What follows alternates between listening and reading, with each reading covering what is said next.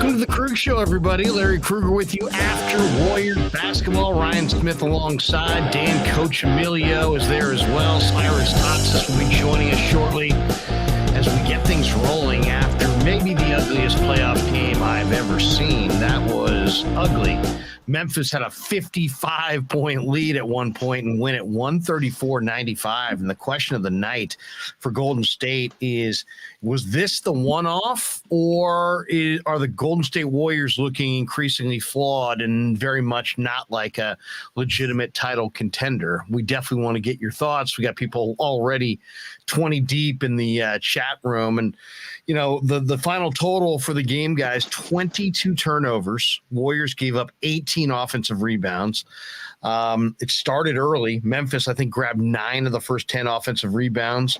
And Golden State loses Game 5 by 39. Game 6 set for Friday night at Chase Center in San Francisco. Warriors still the favorite to advance to the conference finals in the West, but looking somewhat flawed. What's going on, Dan? What's going on, Rye? What'd you guys think? I fell asleep in the third quarter. I was like, this isn't even worth watching. I think I texted you and I told you, it's time to pull him with about 8 minutes. Waved the white flag, and he did. There was no sense playing the starters any longer. Just older veteran team, just get them out, rest them up. And I got to believe those guys bounce back. They've been blown out before in games, and you know, they're going to have to come out with intensity, or if they don't, they're in danger of, if they lose Game 6, I think all the momentum goes to Memphis. Yeah, I mean, this is what I think this is what we left off the last stream with, is I was saying, please God, let's just take care of business in this Game 5, because everyone loves to say, you know, series is over. I just don't see, I don't see the Warriors, losing, 3 games in a row or whatever. But it's like, you can look at it that way, but that's not really how you look at it. You take it one game at a time, and it's like, all right, can they lose in Memphis? Absolutely. Okay, now it's going back to Golden State. Okay, now all the pressure's on Golden State, and Memphis is playing with house money. Could they lose that? Absolutely. And then it goes to Game 7, and Game 7s are a coin flip. You never know what's going to happen. Usually they're really close, lower scoring. So, yeah, I mean, I'm frankly kind of bummed. I mean, our only kind of excuse, I guess, is just that, Mike Brown's been coaching us, and I mean, it's kind of a tough thing for him. I mean, it's hard probably for him to kind of lay down the law in the way, Kerr does. And, you always see like Kerr out there screaming at them when they're getting sloppy with the turnovers and whatnot. But really, it looked like the Game 4 Warriors basically just rolled out there again. And Memphis, they played great. They played aggressive. They got to the line.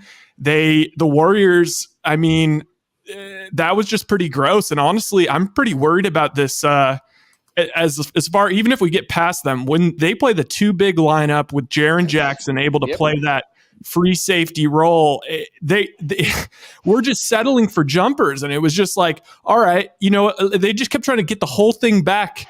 Each time down the floor, just take a 3. Oh, just take a 3. And I like what Steph's doing. He's playing a little bit more of like that Chris Paul game where he's trying to get everyone else involved off the bat.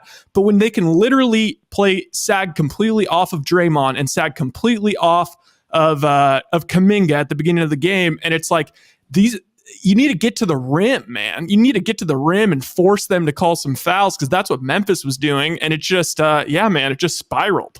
Yeah, Steven Adams is been the key because he totally has changed the game with his enforcement, his offensive rebounding, his screens. I mean, that guy sets some nice. He's so thick, he's so built. He's just moving guys out of the way and just tipping balls and getting rebounds. He doesn't even jump. He's just tipping the balls up and up and up. And what happened tonight was you got a young Memphis team that believes in themselves. And to them, it's like, hey, 1 game series now. one game, and then we get it back home. So the Warriors, and the longer a series goes, you run into possibilities of what happened to Porter tonight. And then who knows if he's available for game 6. The longer you go in a series, anything can happen, especially to an older, aging team. It was a no-show. I don't know if it's worth analyzing too much. I don't know. You know what I'm saying? I think it was a no-show. I think it was Golden State got ambushed. I mean, they were down 10 at the end of the first quarter. They got beat on the offensive glass badly. Memphis came out with urgency. Golden State did not. I don't know what to really take out of this one. I mean, I thought Klay Thompson was awesome for a while there. He looked really, really good. He finished with 19, only 14 for Curry. He only took 10 shots. It was kind of, Mike Brown got guys out of there. By the way, all the people on social media who are blaming Mike Brown. Oh my God. Come on, guys. What'd they lose by? What was the final? What'd they lose by? 39 or something, whatever. They lost by 39. But I mean, here's the bottom line: is Mike Brown was 11-0 as the head coach. I mean, of the Warriors. Yeah. It wasn't Mike Brown. Believe me, it wasn't Mike Brown. People saying, Mike Brown, Sacramento doesn't want Mike Brown anymore, and they're going to revoke his contract and this and that. It's not about Mike Brown. It really isn't. Hey, Larry, if you don't mind me pushing back a little bit, I don't think it's necessarily Mike Brown, because this was a really unfair thing he got thrown into. And with all these veteran guys, it's like, you don't really, it's tough to make these big calls and change it up. But I think it's less of Mike Brown and it's more of just them missing Kerr. Because I think Kerr in a game like this, he would have put some arses on the bench. I think he would have played guys like JTA and Moody, these guys that are hungry, that haven't gotten any minutes, that are like out here trying, because that's what they needed. They needed guys out there with a sense of urgency that we're still trying to prove something. And as much as I like Klay's game and I'm happy that he was making shots, that was not, we were not getting into our offense, and Jordan Poole got kind of iced out and he needed to touch the rock. I almost felt like, shoot, this would have been a good game for Steph to come off the bench. Because we all know we can trust Steph, but we need to get Poole going. Poole you can't just get iced out like that. Well, I mean, is it Mike Brown's fault that they're minus 18 on the glass? That's an area where they had owned the inside against Memphis, and they lost points in the paint, or they won points in the paint by 6, but they lost the rebounding battle 55-37.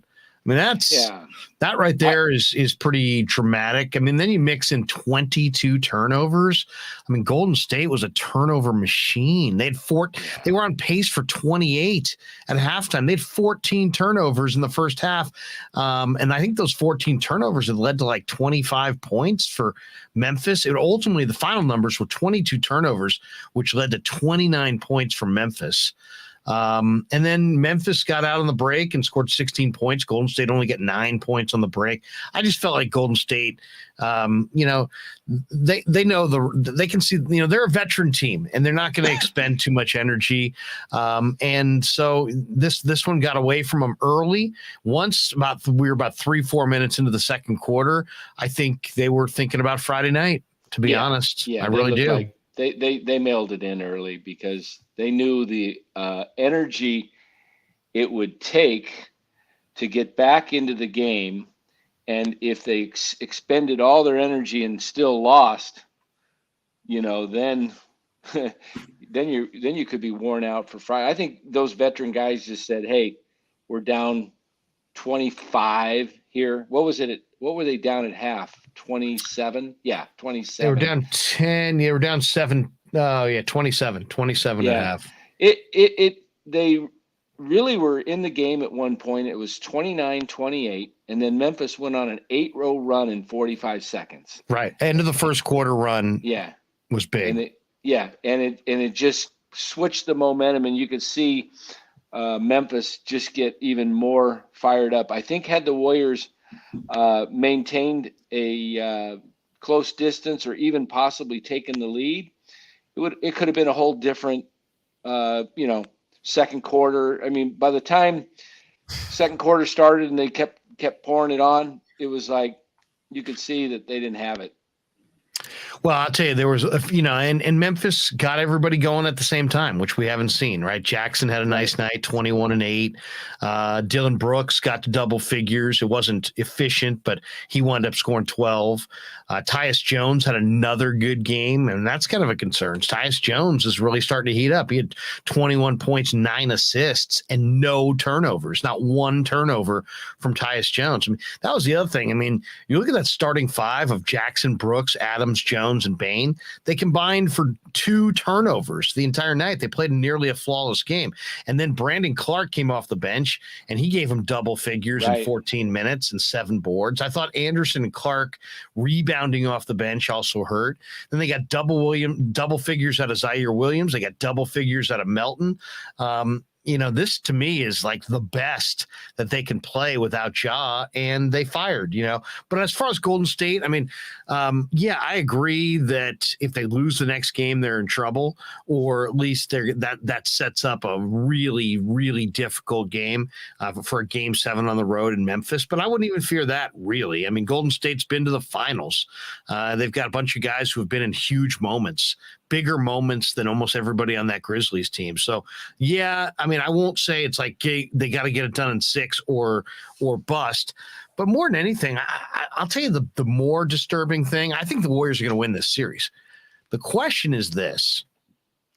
Have you guys ever seen a team that went on to win the NBA title get blasted by 55 at any point in their playoff run? Yeah. You can? I think it was, I can't remember who won the game now, but it was in the 80s. It was the game 1 of Boston, LA. Game 1 or 2. Trying to remember who somebody blew out the other. I think the Lakers blew out Boston, I want to say, in 8. It was Magic, Bird, and they blew them out by 40 or something like that. And then I think Boston came back and won. Maybe you could look that up, Ryan. I can't remember. Yeah, I actually was taking screenshots at the end of the third quarter because I had to look up what was the biggest playoff losses of all time, because I was like, well, this is in play here. So yeah, it is interesting how Steven Adams really, at the beginning of the series, that he was a non-factor. Then he comes off the bench and he's a factor, but he's looking really old and tired and almost broken down. Tonight, 22 minutes, 7 points, 13 rebounds, plus 32 for Steven Adams. And when he's that kind of a force on the glass, this was a game that made you think, man, how good this is the game that made you think about James Wiseman. They started Green, Kuminga, and I don't know how you guys felt about starting Kuminga. I thought that was a little bizarre. He had 17, but I was fine with it just because the minutes restriction that Porter's under and just getting Kuminga into the flow of the game in the beginning, and he didn't do anything to hurt him in the first quarter. I don't know what that's another thing. It's kind of like so Kerr inserts him into the starting lineup, and at least you're kind of like, okay, I'm not entirely sure what Kerr's after with this, but he's on to something. There's some reason why he's doing this. It's felt a little bit like Mike Brown's just kind of copy pasted that into the next 2 games, because it's been the same sort of weird thing where Kuminga starts, plays a little bit, gets yanked. We did see Kerr. I mean, we did see Brown at one point go to Draymond and Looney together. That's the first that we've seen of that in this series. They've separated those 2 guys, and they haven't played them together for, trying to play that pace and space game. But Mike Brown was looking for an answer tonight on defense, so he played Green and Looney together. Here's the other factor in this game that I thought was a key factor. Your best player is Steph Curry. Sometimes I kind of wonder if the Warriors realize that.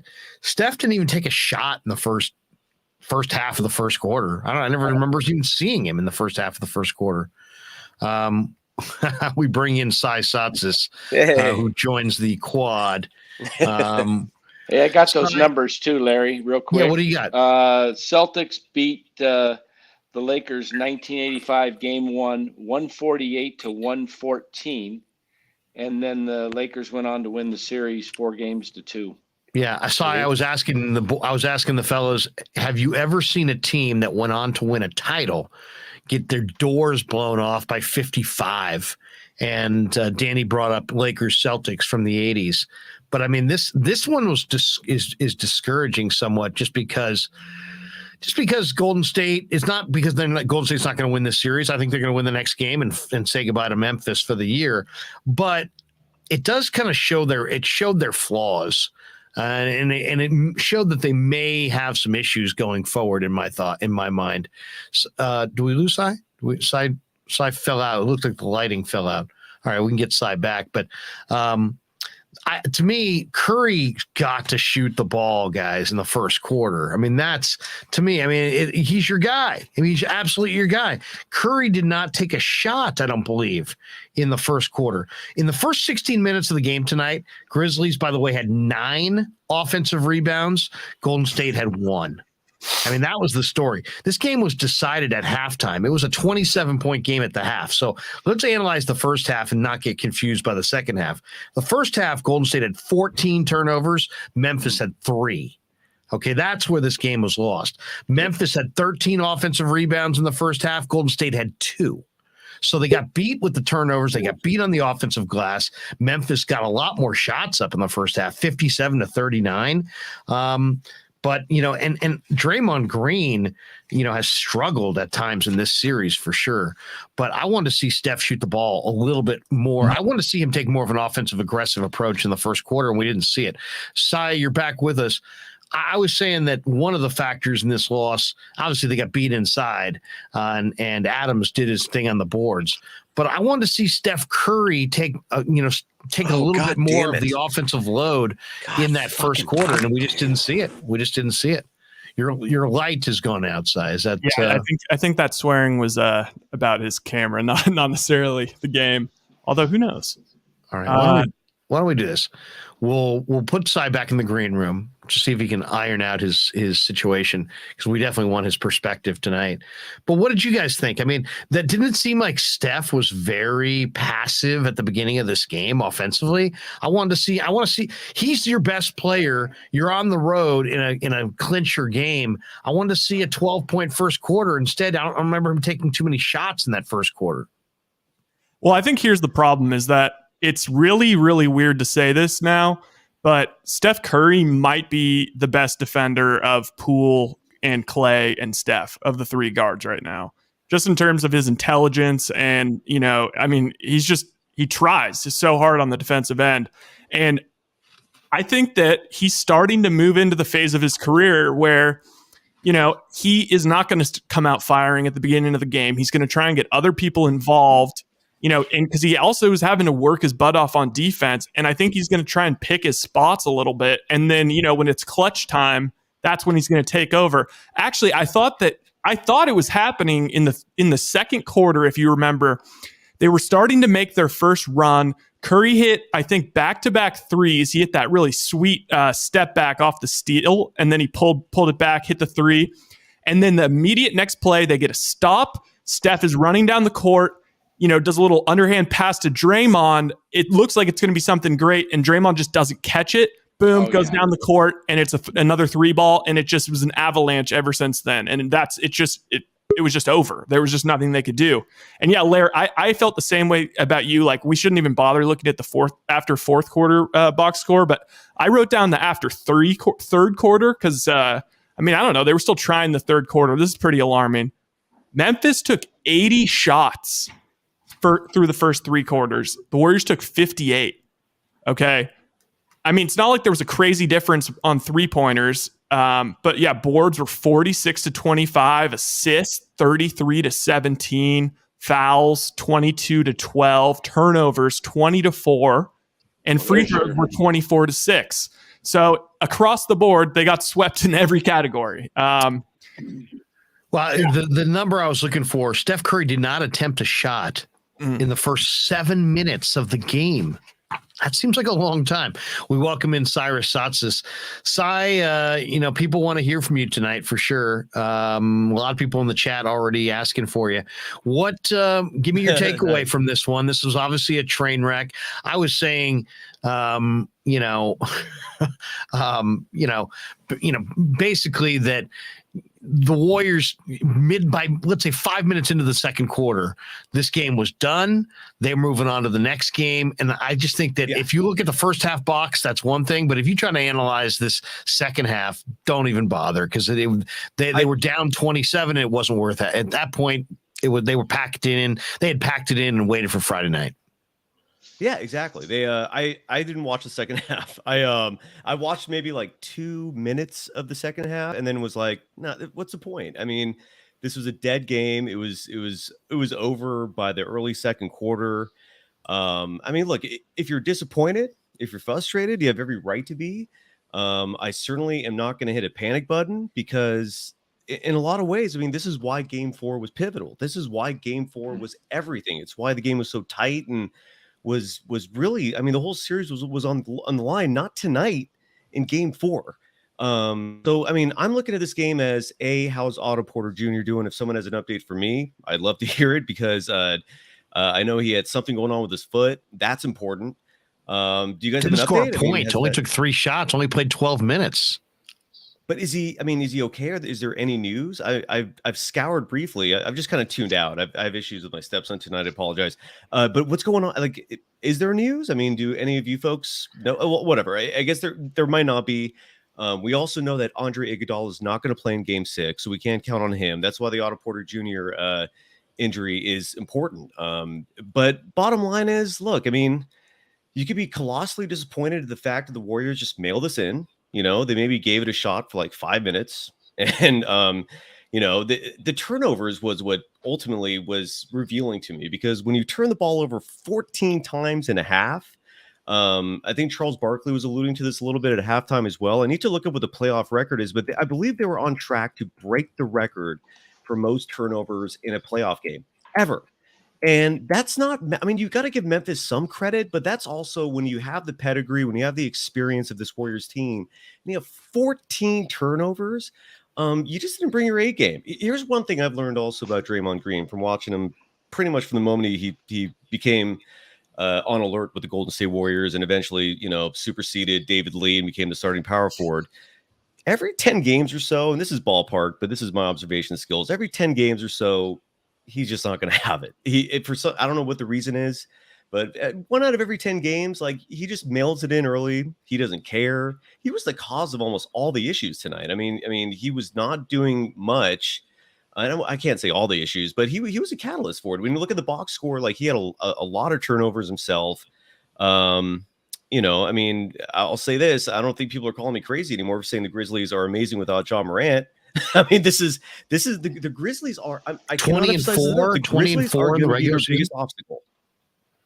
20-5, but that's the stat everyone says. Here's what you actually need to. But you need to adhere to 20-2.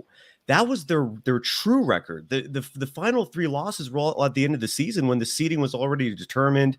They lost the last 3 games and without Ja. Because again, these games just weren't prioritized. They were 20-2 before those last 3 games without Ja. This is a dangerous team. I mean, this is their biggest test. It's I want to push back. The Celtics. I want to push back a little bit. Okay, go for it, Ryan. On that, just because, like, I know because I agree, and then, like, the last 3 games, like, throw those out. It was the end of the season, and a lot of teams were not throwing out their best teams either. Like, it was a lot of poopy lineups they were facing, and just, through sheer energy and whatever togetherness, they were. Now I got to look at their schedule but I'll say this: most other teams were trying, because here's the one thing about a bad team is they have a lot of players who are fighting for their careers, so those players are not mailing it in. The Grizzlies at that point had the 2nd seed locked up; they had nothing to play for. Whereas the majority of those games in that 22 and mark were not end of season games either. I mean, they were trying to push past the Warriors, and they were hustling. And look, the bottom line is, what was the biggest margin in this game tonight? Like 59 points at one point? Was it 60 something? 55. Again, 55. All right. Like, when a team does that against this Golden State Warriors squad, Like, that's not something to just kind of be like, anomaly, one off. I mean, they also pushed the Warriors last game to the brink. They led them for 47 minutes and 15 seconds out of 48 minutes. I mean, this Grizzlies team is legit. And so the Warriors learned tonight, hey, we cannot play at 80% against these guys. We can't, that's what they were doing. The hustle was not there. Coach, I mean, you've been in these situations where players just sometimes don't have it for a night. And, if they're not giving their all in a game that matters, they're going to get blown away. They got blown away. It's just, and I am not pressing panic buttons. I still think the Warriors have the series in control. The only thing that's really alarming to me is the turnovers, which they have to resolve. Otto Porter Jr., who I would love to get an update, because hopefully it's just a very minor thing, and they opted to save his minutes, because most of the players had lower minutes tonight. I think Steph and Krueg had like 25 on average. And I'm pulling up all these stats right now. Yeah. 25 for Steph, 25 for Clay, 19 for Wiggins. Porter only played 12, but the issue is that with the Warriors front line already being thin, they really can't withstand an injury to Otto Porter. And now he's got a foot injury. What if Porter doesn't go the rest of the way? What if Porter's done? Different story altogether. Now there's a panic button being pressed. What's that? I said now there's a panic button being pressed. Can you still hear me? Is it my connection? No. Yeah, I wasn't. I didn't hear you. But there's a panic button. Right. You're absolutely right. Otto Porter Jr.'s out. Yeah, I mean, they need Porter. They have to have Porter. Here's the other interesting question, and Matthew Mears in the chat brings it up. He says, why is Damian Lee getting more playing time over Kuminga? Mike Brown opted to start Kuminga, then he sits on the bench practically the entire first half. That was weird. What are they doing in the lineup? Anybody have a read on that? I think they put Lee in there for shooting. They had to get some threes. He did hit 1 3 when they were making that run at the end of the first quarter. I think was that when it was, or was it early second? I'm not sure, but I know when they were at 29-28 at one point, and I thought Lee had maybe hit a 3 in that. Yeah, he run. did.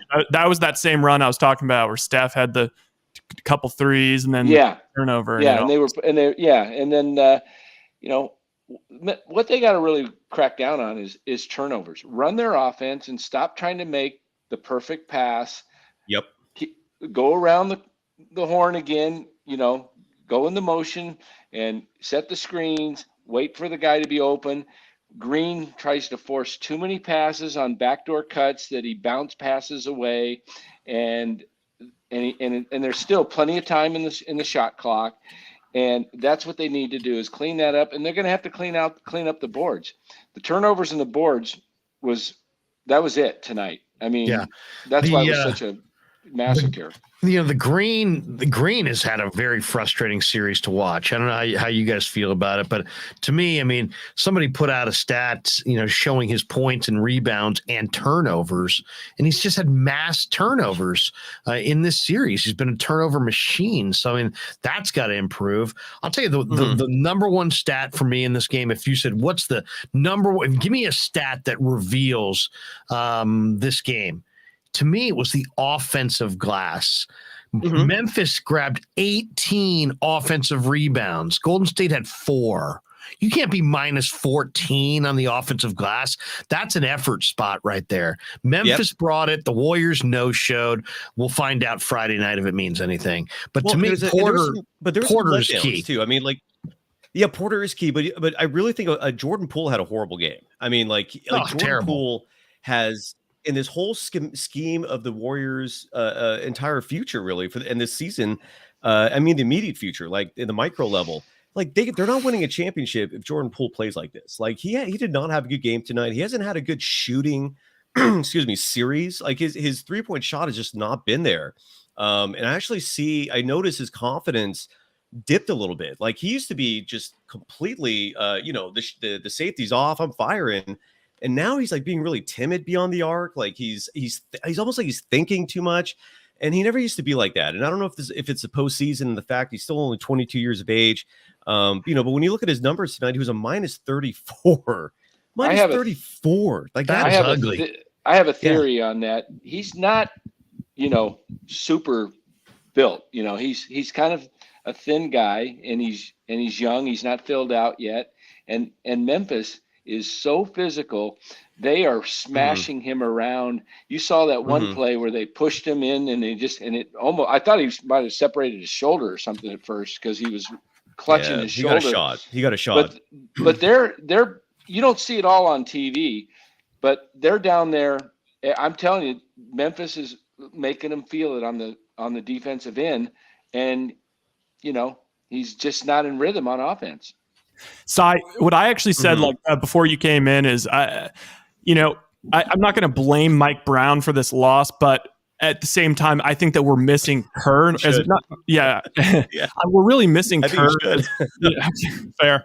But I think that this was almost a game where, I wouldn't have mind seeing Steph come off the bench again and have start Poole, or at least get Poole in early, maybe get Steph like kind of a weird pull him early. Because the thing is, Steph was trying to get everyone involved at the beginning of the game.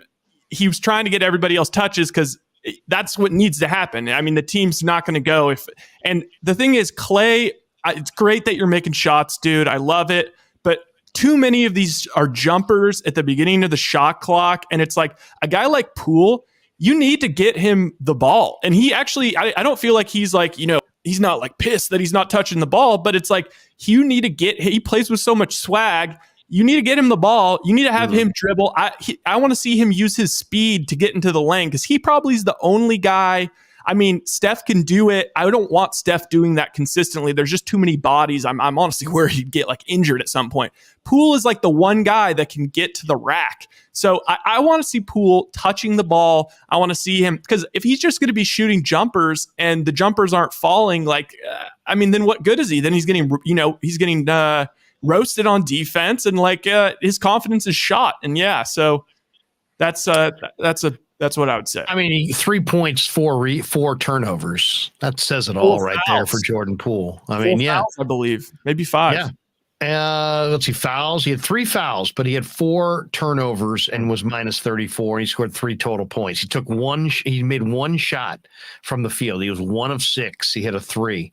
And that was it. The officiating didn't help either, though. I mean, Coach brought up that play where Jordan Poole got that shoulder stinger, and that was a blatant foul on Memphis that they just didn't call. I mean, Desmond Bane literally pushed Jordan Poole into another player. Where he got that shot on the shoulder, and then just I think 2 or 3 plays before that, Zaire Williams literally just went for a layup, and as his hand came down, just smacked Poole right in the face. I mean, last I checked, the rules state that any contact to the face is reviewable, a potential flagrant 1. They didn't even look at it. It was. I mean, I hope I'm not the only one who noticed that, but that was really egregious. And this continues the trend. I mean, look at the personal foul count real quick here between the two teams. The Warriors were called for 23 personal fouls. The Grizzlies 17, continuing the trend of this entire series where the Warriors are being called for more fouls. But look, this was such a blowout. This has nothing to do with the refs. When you're ready, I'm going to give you the positives. I do have positives. You're positives in all this. There's I have big time positives.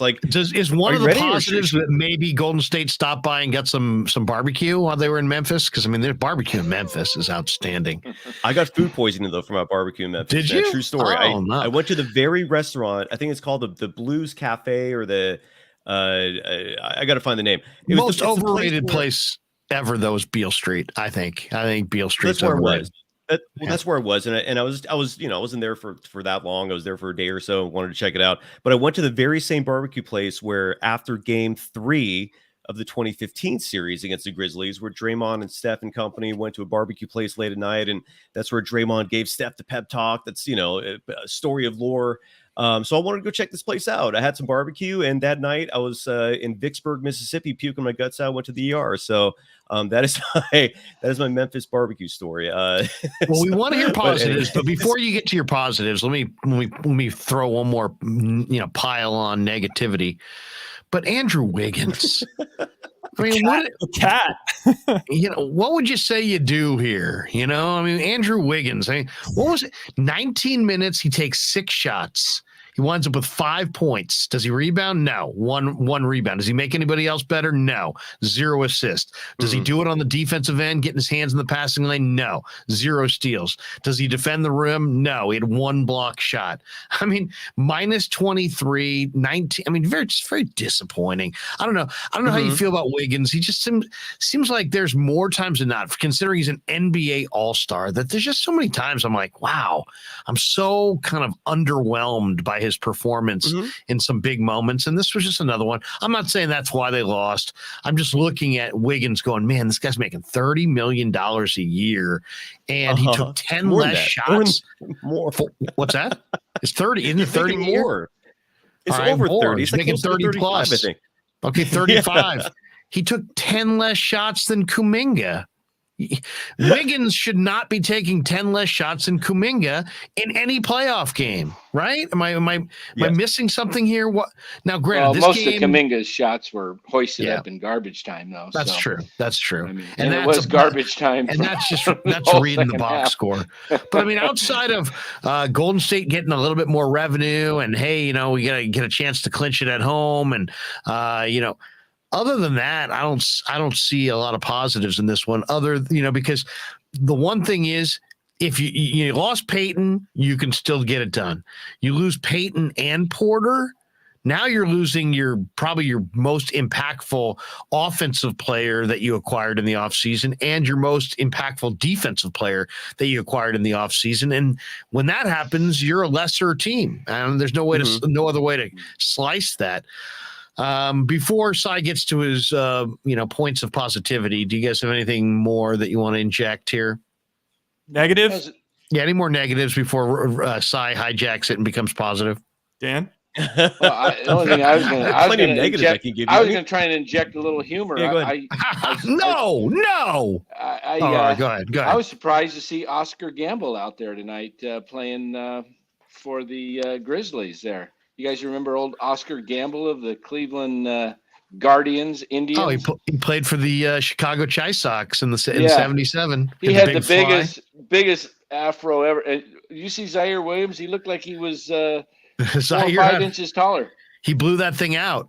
That was pretty cool looking. It was Zaire's been good, by the way.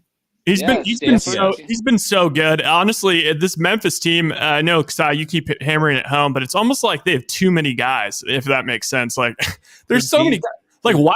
Like, if I was paying attention to like all the Memphis fans, like what they were saying after the last game, they were all freaking pissed at Taylor Jenkins. Well, for one, not playing Steven Adams more. For two, for letting Dylan Brooks basically keep heaving and shooting him out of the game. And everybody's like, why can't Zaire get some run? Why can't these guys?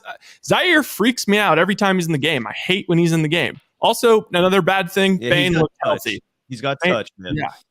Bane looks super, super healthy. Also, it's Friday the 13th, I believe, on Friday. Wait. Yes. And? Oh, I had a sound effect. Correct. Yeah, that's right.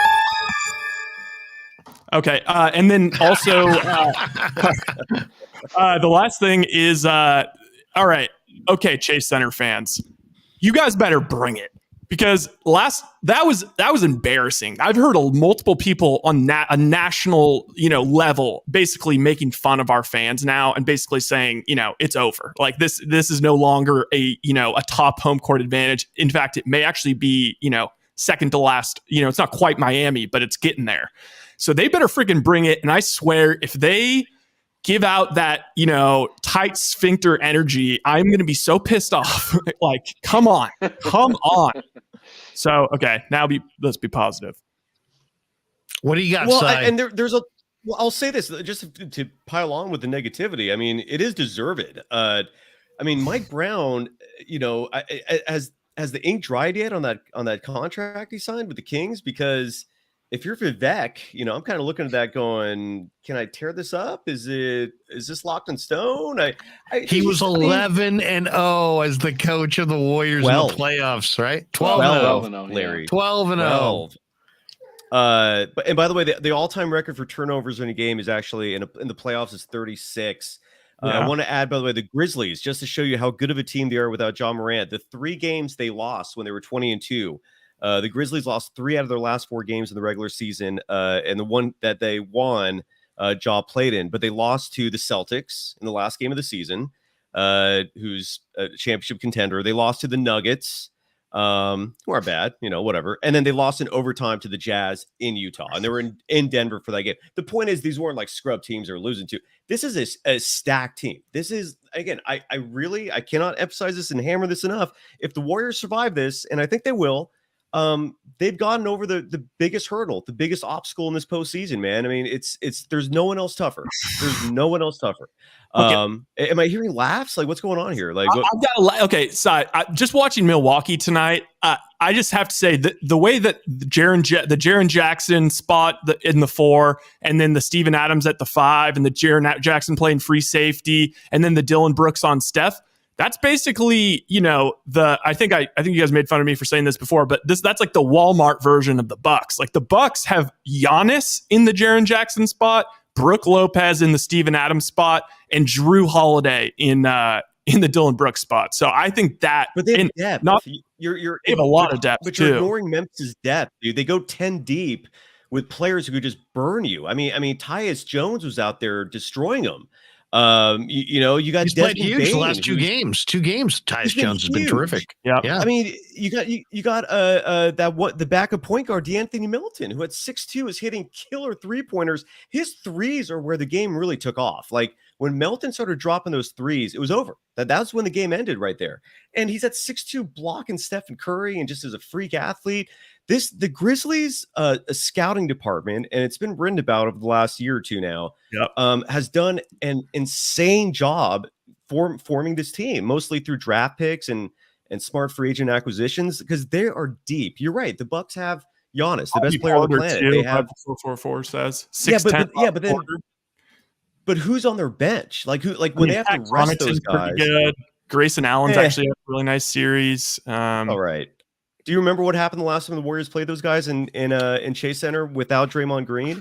They mopped the floor with them. I'm sorry, without Draymond. They mopped the floor with these guys, and the Bucks were trying in that game. They didn't have Lopez. The Bucks, the Bucks don't play a deep. They don't play a deep bench. I mean, they have the Giannis, Lopez, Holiday, Matthews, Grayson Allen. That was their starting lineup tonight. They only played 8 guys: Portis, Hill, and Connaughton were the only guys that got minutes. Also, I could see like just being a pest, like off the bench. They're not even playing. They're not even playing Serge Ibaka. I know. God, my point is here. Why can't we have Serge Ibaka? My point is Serge Ibaka. Yeah, he's out. But I'll say this: if the Grizzlies come back and win this series, I say the Grizzlies are going to win the world championship. Like I don't think anyone's stopping them without John Morant. I would take that. Mark it right here. Oh yeah, I said this 2 weeks ago. I said that 2 weeks ago. Bet right now. And you really think the Grizzlies are going to win it all? I should bet on the money line. If they beat, here's why. Because you're beating a Warriors team that still has strong pieces remaining from a dynasty, and you came back from 3-1. That experience alone is going to be invaluable. Like they're already a mentally tough team. They have the talent. The only thing they lost was a superstar who hurt them defensively and who really took away the team aspect of their offense. This Grizzlies team is loaded. But anyways, here's the positives. All right, here's where I think the Warriors will still win Game 6. One is John Morant. People keep using this word immature to as a label to apply to him for all the dumb things he says and does. Like, oh, he's immature, even though I can roll off a lot of 22-year-old names who do not act like an idiot like he does. With that said, what he did tonight, did you see the clip at the end of the game where he was chanting Grizzlies in 7 or Game 7? He was doing some sort of chant on video in front of everyone. Game 7, Game 7. And to me, that is one of the dumbest things ever. Why do you want to rib this Warriors team? Why do you want to pour fuel on a fire that is already burning in the souls of this championship team? You don't think they're already fired up for Game 6? And now they got a clip of John Morant screaming Game 7? Like that was insane. So I think they're going to be motivated. And the urgency, the hunger was not there tonight. And this is a huge psychological aspect of this team that people love to overlook, especially the stats nerds, because all they rely on is metrics and stuff, which, when it comes to, variables like momentum that are not measurable, that you can't measure that. There's no stat for that. But the Warriors, a huge prime part of their greatness is their mental toughness. and they're going to be ready for Game 6. I have no doubt in my mind.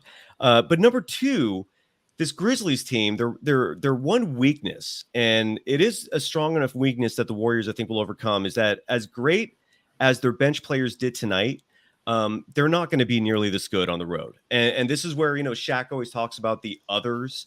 The Grizzlies are just a team full of others, right? There just happen to be absolutely amazing others, but that is their one weakness. They're young, and the Warriors will clearly have that edge where, for example, when I'm looking at the stat line and like Tyus Jones, 21 points, Jaren Jackson Jr., 4 for 6 from 3. He's not going 4 for 6 from 3 at Chase Center. Brandon Clark had his first decent game of the whole series. I don't think that's going to happen again. Zaire Williamson, who was actually didn't have a great shooting night, still had 11 points. He had a bigger impact than the stat sheet shows. My point is, this team is not going to play as good on the road. The Warriors are going to be motivated. I'm comfortable. I think they're going to win Game 6 just because this is when a team turns it over is 14 times and a half. Like, that's not the other team beating you. That's you beating yourself. And I'm confident in saying that. I really am. Fable JVC says Ja chanted Grizz in 7. That's what he was chanting. I'll say this. The one thing that we have to remember is that Jordan Poole, even though he emerged as a 25-point-a-game guy and a borderline future star in the second half of the year, he really is, in his mind, still very much a role player. And role players don't play big on the road. So here they are on the road in a situation where you would think, they would have a chance to really finish off Memphis with no Morant. And Poole came out and he played like a role player. He was 1 for 6. Jay Hutch, you got to show that. Show Jay Hutch. That is the third positive I forgot to bring up. What did that Jay is Hutch a say? Huge thing I'm looking forward to right there. Jay Hutch. Where is he? Bam. Game 6 Clay. It is Game 6 , baby. If he's going to shine, this is the moment. Well, maybe that's the case. But what do you think of the fact that Poole? To me, there's two things. One, he got killed on the glass, but two, Draymond Green's a turnover machine, and I don't know what he does. Some of these games he's just so atrocious on the offensive end of the floor. I don't even know where to start. But then the bigger issue for me is that the engine is Poole and Steph, and Steph didn't take a shot in the first 7 minutes of the game, and Poole played like a role player on the road. I expect Friday night for Poole to play more like the 25-point-a-game player that we saw down the stretch. And I think getting him going early is going to be a key. But I think it's also, I don't think Steph Curry deserves any criticism for the way he's played in this series. I really don't. But, are we seeing the decline of Steph? I mean, I'm not sure. Tonight's a hard game to really point to because he never really got into a rhythm and it was over before it started. But I'm looking for the next game for Steph Curry to kind of take control of this thing early and not be passive and not be laid back and let the game come to him. Dictate the game, especially with no Morant. Come out firing, come out leading this team. I don't know. Maybe that's putting too much on Steph, but to me, this team's engine offensively is Steph or Poole or both. And obviously Clay can be in there as well, but those two guys, Steph and Poole, and they didn't have either really firing tonight. Well, if you notice at the very beginning of the game, they did what I was really fearing this whole. Why I actually don't understand why teams don't do this more to the Warriors now that Draymond has kind of become basically a zero burger in terms of scoring. I don't know why yet. They just basically parked Adams in the paint and said, Draymond, shoot. I'm not going to chase you around and, get myself switched into actions. And then also with Kuminga out there. There'll be an adjustment for that. It's the same thing. 100% be an adjustment for that. I mean, I don't know. If Mike Brown's still coaching, there might not be. Seriously. There'll be an adjustment for that. Okay. The one thing that with Draymond, Kerr's involved. You have to. Kerr is 100% still involved. Yeah, he is. And the one thing with Draymond, it's a good thing he's not, taking the shots like he used to with the 3-pointers. And they're obviously, I think he took one tonight, but he had at one point, he had a 7-8 foot shot that he could have taken, just banked it in, and he chose to take it back out, and he turned it over again. Yeah. And it led to a fast break bucket. And it was like, dang, just learn to shoot a 7-foot, 8-foot bank shot. I mean, you got to be able to do that. Or at least try and get fouled. Yeah, like you're right. Like, yeah. And there's two things here. Like, one is, you're right. That's a great point you brought up, that Draymond, there's going to be an adjustment there, because Draymond, you're right, was sitting. He was just standing in the paint and could have thrown up like 8-footers. And for some reason, he opted not to do that. And that timidness has to go away. And that just feeds off again. Otherwise, it's 5 one on out of every 4. 10 games. Yeah, but Otherwise, one out of every 10 games. You can't play man down in the NBA. You can't, you can't. You have to be, everybody's got to be somewhat of a threat, especially in the lane. If you get the ball in the lane, you got to put that up. I mean, there are some shots, the old saying, a shot created is a shot has to be taken. If you're not going, it's one thing to not feel comfortable hoisting from deep, but you got to take the shots that come your way, especially if, as Rye said, they're going to just absolutely sag in off you and play the equivalent of a zone. Two interesting comments. Go ahead. That's a huge reason why, by the way, the rebounding changed. They actually decided to, the Warriors have been beating them on the offensive glass as well. And that was a strategy. That's why they opted to decide to let Draymond do that, because they were like, we're done getting killed on the glass. And Draymond was kind of surprised. They weren't doing that the rest of the series. That was an adjustment on their part, which was huge. And then the other thing that is interesting of note is that the Warriors zone failed. It was a matter of time. Zones you can't run zones time and time and again. You can mix not it up against NBA competition, not against NBA but players. It did work for a moment, partly because, again, Ja Morant didn't adjust. Like that kid is still a long ways away. He could still be a mega star in this game, but he's still a long ways away. And however you define that, he's missing mentally, whether it's immaturity, whether it's just pure ignorance, I don't know. But he does a lot of stupid things, and one of those was not adjusting to that zone. They adjusted tonight. They saw every single possession Memphis had when the Warriors went to that zone. They had an open man either inside, or they'd kick it inside, watch the defense collapse, and they had open threes. And what I'm very confident of is that the Warriors are going to spend a lot of time in the film room. I mean, Steph and Dre were laughing, singing along with that trip, that whatever that song is they play there. I did not see any cause for concern based on player reactions. The Otto Porter Jr. thing is concerning. I hope he's okay. But they're going to adjust. They're going to make adjustments because the zone is done. So they're going to man up, and all those points that they were getting easily tonight will not be coming easily. And I'm confident the Warriors are going to get easy buckets offensively, because you're right. Draymond was just in the paint, just looking around when he could have just easily hit, and he can make those too. That's really weird. Draymond just had a stinker game. It was a horrible game on his part. Yeah, Cy, you mentioned one thing about the character and the makeup and the championship DNA that this team has. They know what they're up against, and they knew that Game 4 was critical. You mentioned it earlier, and that's why you saw that. I mean, they had to win Game 4 because, and I think winning Game 4 kind of had they kind of took the night off. They took the night off. It was a no-show. It was a clear no-show. I mean, it was. Let's be honest, guys. They no-showed the last 2 games. They no-showed the last game. They just won. They had a big spurt of energy. It was a total no-show. They emotionally weren't into that game. They won the game. But how did they win? They won that with a fourth quarter burst of energy, and with no Morant, it was enough. But they won at the wire. They're so much the best horse, but they won at the wire because they kind of messed around at the beginning of the race. I think a couple interesting points here in the chat. Philip Collardo says it was a perfect storm. Memphis at home, do or die game for them. Dubs chilling with a 3-1 lead. That's well said. The next one, though, is the discussion point. Totes Magoats says the slow starts is the real problem. And I totally agree with that. And let's see if we can focus on that for just a second. Why are the Warriors consistently starting slow? Anybody have a theory? The entire episode of Locked On Warriors today was dedicated to that, and we still have no clue. I mean, it's just completely baffling. What were the theories thrown out as to why? The starting lineup, for starters, Kuminga is just not the right person to start. I had Kevin Dana, the voice of the Santa Cruz Warriors, on with me today, and he's an awesome dude. He comes on every Monday. And we both came to the realization that Kuminga needs to be coming off the bench. Starting him in this series has been detrimental. It hasn't really done the team any good.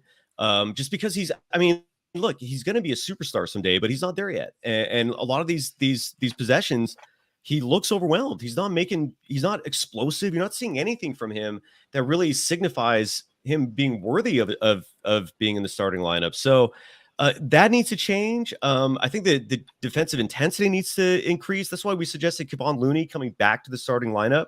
That was our proposal was bring Looney back, bring back your traditional lineup, which is bigger. So you're not going to get killed in the glass as much, because Memphis has for 2 games in a row now started Steven Adams, and that's thrown a wrench in the Warriors' game plan. He's a big dude out there, and he's causing issues. Absolutely.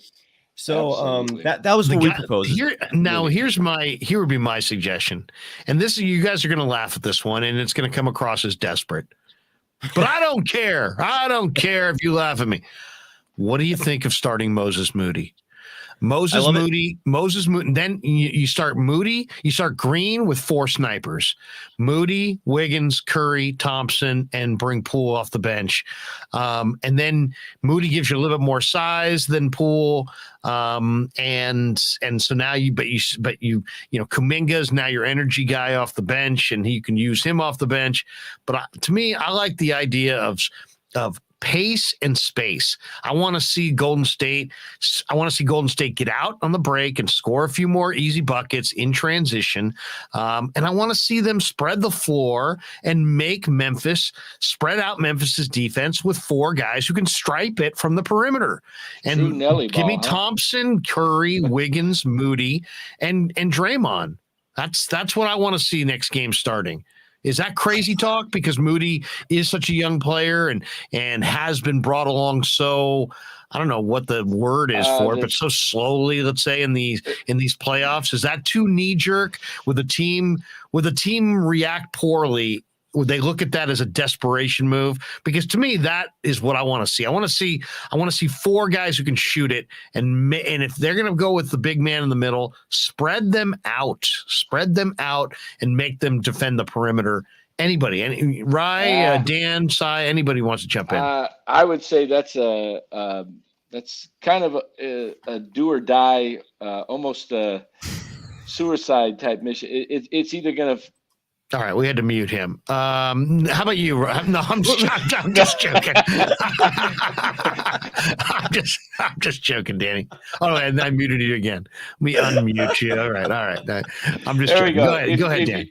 The problem with that is if you're not hitting the threes, if they're not going in, you're not getting any rebounds with Adams and Jackson and Baines and all those guys. The Memphis will just clean up the glass, and then you're looking at another down 10-2 again. Mm-hmm. It works great if you come down and hit all your shots. But for some reason, even their open looks in the beginning of the first quarter, they're not hitting them. Correct. They've had why some that looks. Is weird. Yeah, I don't understand that. Let me read this to you. So I just wrote down, this was their opening possessions of the game. Okay, first possession of the game, Wiggins missed 3. Then a Draymond missed 3. Then a Draymond makes a floating jumper. Then Kuminga missed a jumper. Then Kuminga's blocked. So that's first 5 possessions, Wiggins, Draymond, Kuminga. Then Klay makes a 3. Then Klay makes another jumper. And then Klay shoots a heat check 3 early in the shot clock. Didn't like that. Then Kuminga makes another 2. Klay offensive foul. Poole misses jumper.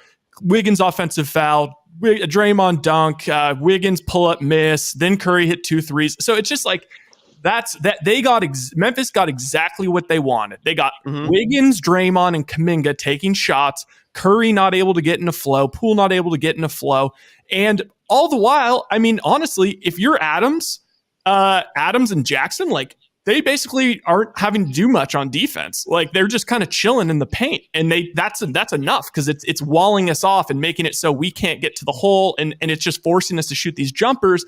And then they have all the energy in the world on the offensive end. And also, here's the other thing. I think we've all talked about Wiggins and the possibility of Wiggins being like a 2.0 version of Barnes. the one big difference that you're really seeing with Adams and Jackson out there is that Barnes weirdly had this unbelievable. He couldn't get moved. When he was playing the 4, I remember like Zach Randolph going against him, and he couldn't move him. LeBron. He couldn't move him. So whatever that is, I don't know what you even call that, but he's just so strong and has such good balance. You can't move him. Wiggins is a slight dude. So it's like, it's not horrible versus most teams, but if they have Jackson and Adams out there, and then it's like they just have this little zone, and basically like Memphis realized, wait, we probably shouldn't just be chucking up threes. We can just get to the hole and yell a little bit and get a little contact, maybe not get contact, get free throws. Even if they don't call it, it's going to bounce around the rim. Probably we'll get an offensive rebound, and then it's just like, it's not good. No, it's not. And it was funny you running those plays out because I remember him night as day. Like the Draymond 3 was almost like a desperation thing. He had no other options. They were playing such good D. The Wiggins 3, I wanted to just punch him through my TV screen because you're right. It was just a ill-timed, ill-advised 3. When Wiggins does that, it kills the flow of the whole team. It is a huge detriment. You're right. It's hard to tell a player not to do that though. That is Mike Brown's challenge. Yeah. You can't just be like, Andrew, cut that shit out. Like you can't do that because he's someone, everybody's different, right? And I'm sure coach, you can attest to that. And like you can't just coach universally like as a blanket method. Like each person's different, and you just can't bark at Wiggins like that. And so I don't know how you coach him outside of a film session, where you're sitting there in the room and you're playing that you're showing that play, and you're basically telling him, see, Andrew, you had this guy open, you could have passed it. But that is the downside. And you're right. Harrison Barnes, you could probably just bark at him and be like, what the F are you doing, man? Stop shooting that. I don't know if you can do that with Wiggins, and it sucks. Yeah, and that's where we're really missing. And I mean, I'm totally team, I think we beat the Raptors, definitely, if Clay doesn't get injured. But that's where we miss having like KD, where it's like this kind of game where it's like, man, we just need to dump it to somebody who's going to be able to get a good shot / get to the line. Because I wrote down all the plays for the first half. They didn't get to the free throw line. They were just, if I was Memphis, had to be so happy. They're like this. They're basically saying like threes and jumpers, and you know what? If they go in, then maybe we steal this game. But we're not going to take it to them. Like, to stop a run like that, you have to just get to the line and just stop the game. Stop the game. Get Jackson in foul trouble. Get anybody in foul trouble. Make them think twice about contesting shots. So, yeah, man, that is. Frustrating night for sure. Rebel 444 says just bring Barbosa out of retirement. He's the true wise sage to fix it all. Anthony Slater, guys. Anthony Slater has tweeted. He says, sense from the Warriors is it remains unlikely that Steve Kerr will be cleared from protocols in time for Game 6 Friday night in San Francisco. So might be another game with Mike Brown coaching. I'll say this. Golden State's got the engine for Golden State is Steph and Poole. You got to get those guys going early. Agreed. Jordan Poole was a circus tonight. And you look at that and you go, well, man, he was horrible. And Steph was passive to start this game. To me, I got to see both those guys touch the ball and shoot the ball and have success in the first quarter of the next game to kind of set the tone. The other question, though, that I have for you guys is, look at Memphis. I'm looking at Memphis's numbers with and without Ja. Since he's been in the league, they're 102 and 85, 540 winning percentage when he plays. They're 26 and 14, 650 winning percentage when he sits. Mm-hmm. Why is Memphis better without Ja? They move the ball. They play better defense. Just play as simple as that. Especially playoffs. Defense is, comes down to defense, and he's a liability on defense. Like a major liability. You look at the rest of the team, like Melton, even though he's 6'2", plays like a 6'8" guy. Really the only little guy they really have on that roster, if you call him that, is Tyus Jones. And he's incredibly athletic as well, and he's a lights out 3-point shooter. You cannot leave him alone. It's just other than that, they are very long. They're athletic. They're smart. They're mentally tough. Like I said, they've crafted a great team there. And this is why the sooner Memphis is in the rearview mirror for this Warriors team, the better. I never want to see these guys again. At least not they're a pest. They're a tremendous team. And I'll say this though, I don't know if you guys touched on this before I jumped on. I mean, even with Durant, the Warriors have laid stinkers like this. I was looking back. Yeah. Yes. For example, the Warriors gave up 49 first quarter points to the Cleveland Cavaliers in that game. They gave up 86 first half points, most points ever scored in a half in postseason history. And it prevented the sweep. And after that game, even though it was a 3-1, just a year earlier, they blew the 3-1 lead to the Cavaliers in the postseason. But every great team has a letdown, and they all do. I can't encourage enough, for Dub Nation to not press the panic button. This is a team that's been through wars together, and this is not new for them. It's a challenge. You're freezing a couple times there. I will say this, guys, is that some things, in any one game, you can see, a factor that, causes a loss. But then when you back away, it's really the things that you do over and over that cause losses that is the real thing to be concerned about. So we can worry about the glass, and we can worry about Steph, and we can worry about Poole, and we can worry about Draymond. But in reality, I think if you look at this and you say, what is Golden State's bugaboo? They had 22 turnovers, and that is the area that they've struggled in. They turn it over. Now, you could argue that anybody who plays Steve Kerr's offense, where there's a lot of ball movement and player movement, when you introduce ball movement and player movement and lots of it and moving off the ball and cutting and the kind of motion offense that he runs, that there's going to be more turnovers, right? More turnovers I can live with. Well, I would love to see the Warriors record this year, and they had the third best record in all of the NBA. What was their record this year when they turned it over 20 times or more? And I would say their record was heinously bad when they turned it over 20 times or more. And this is for a team that won a lot of games. So that to me is, we can talk about these other things that happened in this game, but this game I think is a little bit of an aberration for some of the reasons we've talked about. Memphis backs against the wall. They don't want to lose at home. They came out emotionally charged. Warriors came out flat. Steph didn't shoot the ball in the first 7 minutes. Poole's a role player on the road. He feels that, and that's the way he plays on the road. But what is the thing that we actually see with Golden State that's a real problem? And that is the turnovers.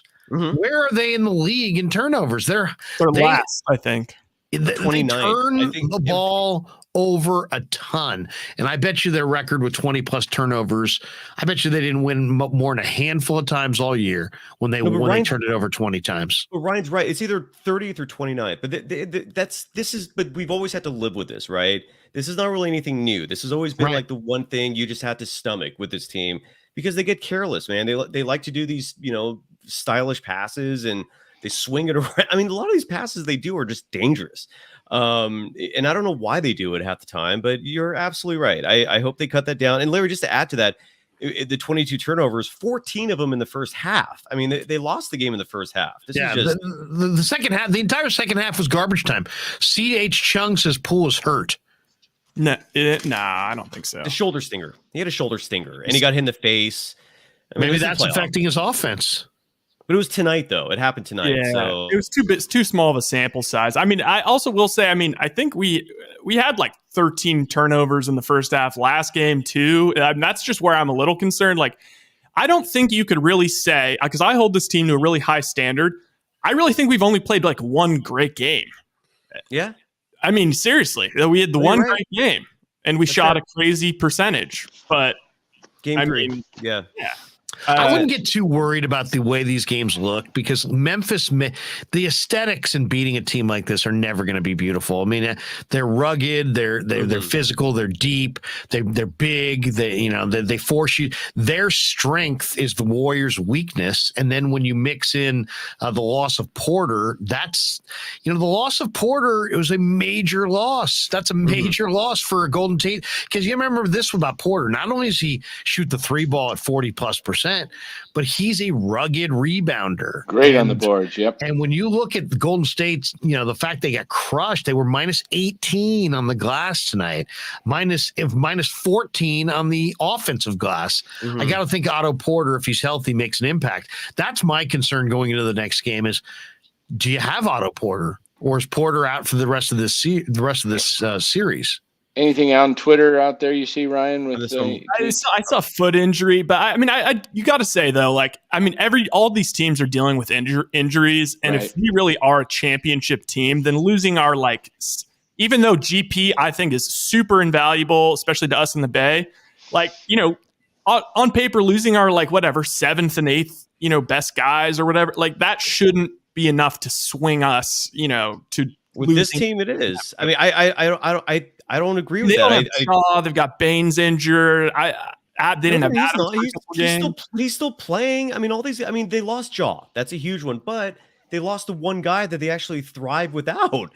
And the Warriors were incredibly reliant on Gary Payne II. And they were incredibly reliant on Otto Porter Jr. I mean, this was a series. The playoffs are all about matchups, and losing him, I don't want to denigrate him and say they're not world championship worthy by losing one player. He's an important player. He's a guy that can shoot threes. He spaces the floor. He handles the ball. He can score inside. He's playing outstanding defense against some of these other bigs. He's the only one of the very few players who matches up physically. He looks like a football player, just like Bane and Brooks and all these guys. It's huge. I think it's actually huge, and I'm still looking right now. I don't know if the post-game press conference lagged. I don't know what's going on. I don't see anything on Twitter, and this is really weird because you would think that's all. Yeah, well, but in the post-game press conference, I mean, Mike Brown and crew are answering questions. You would think somebody would ask them for an update, and they report that, but I'm not seeing anything right now. It is weird. Warriors World has tweeted out the last team to lose a playoff game by 39 points won an NBA Warriors. Title. Who's that? It's probably Boston against the Lakers. No, it was the Lakers. Lakers lost 148-114 game 1, 1985 finals. 148 to 114. That's 34 points. So I don't know what 39, who it was 39, but they did get blown out game 1 and then turn around and won the series in 6. So superior talent, Warriors have, I think superior talent, but not by a lot. I mean, Memphis is pretty talented, but I think experience will come into play on the road. I really do. I think Memphis is going to have a tough time game 6. They're inexperienced. I think the moment is going to be too big for them. So I don't know. We're going to play whoop that trick to close out the. Oh God! Yeah, I don't like that Steph said that before the game though. Just go into bulletin board material. I don't know. But yeah, it was the Nets or the Bucks lost to the Nets game 2 last year, 125 to 86. There you go. Oh, wait, the Nets lost to the Bucks. You said. Bucks lost to the Nets. To the Nets. But, okay, yeah, and the Bucks came back and won that. But I agree with Coach. I think this is the primary weakness of the Grizzlies is experience. This is a young team who's never been here, and you see that experience when they're on the road. That's also why I also think that if the Grizzlies pull this series off, that they've gained that experience. They've made up for that one weakness. That's why we'll pick them to win the championship if they win the series. I mean, if you look back to the Grizzlies' last games against the Suns, for example, in the regular season. They whooped them. They spanked them. I really do. This Grizzlies team's tough. I think the Warriors beat this team.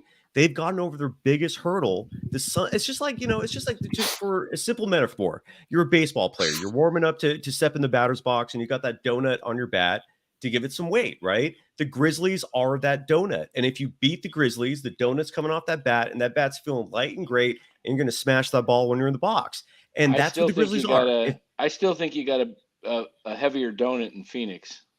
Yeah, that's where we'll have to agree to disagree, guys. I think the Grizzlies. Who would you most want to? Who are your 2 teams you would most want to see en route to a championship, and who are the teams you'd least want to see? Dallas. I want to see the Sixers. I want to see the Sixers in the finals, and I'll take Dallas. Yeah, Dallas and the Sixers is my the teams that are left. I don't know if the Phoenix would. I mean, I'm sorry. Philly would be tough though. Embiid is. I mean, granted, he's got the hand injury and stuff, but I mean, he's like Shaq 2.0. If we got there, that means that Embiid is healthy and is balling. Yeah, so I don't know if Philly's like an ideal matchup. That's a tough one from the East. Maxey, Harden, Harris, Danny Green, Thibault. I would say Dallas in the West because you get home court, and yes, I think Phoenix has been to the finals last year, and so they're hungry to get back and win it. And on the East, if they got that far, I would say I'd have to agree with Larry, either Philly or Miami, because I think the toughest choice would be the winner of Boston, Milwaukee. Not even close. Two really good comments here from two of our more astute people in the chat. I think Matthew Mears says the one-arm passes annoy the hell out of me. First thing you're taught in basketball is don't pass the ball with one hand. It telegraphs it. Not only that, if somebody at the last second sets you up and gets into the passing lane, unless you have enormous hands, it's very almost near impossible to pull that pass back. So you're going to make that one-handed pass. Well, as soon as you bring it to here, somebody can break on the ball and you start going forward. It's very difficult to bring that pass back. So the one-handed passes, that's a laziness thing. And is it fatigue or is it mental fatigue? I don't know what it is, but I saw too many one-handed passes today get picked off, or at least where Memphis got a finger on the ball. The other comment I think is really good here is from Mark Graves. He said the Warriors' first period defense has been terrible, and they have that mentality that their offense will get them back into it, but they've been shooting inconsistent lately. I think that's well said. I really do. And guys, I'll throw it out to you. Warriors are still with the lead going into Game 6 at Chase. What are the odds? What percentage odds do you give the Grizzlies of winning this series? Rye, go first. I mean, it was I'll tell you what. I mean, I saw Grizzlies were 30-1 to come back and win this, and I was looking to put a little money on that because I thought it was realistic.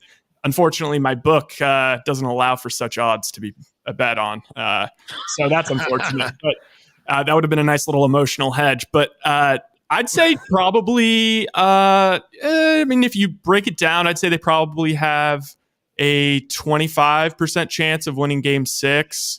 And then probably, I'd say honestly, a 50% chance of winning Game 7 if they got there. So I don't know. I'd say maybe 12%, something like that. What do you think, Si? What percentage chance do the Grizzlies have of actually coming back and winning this series from a 3-1 deficit?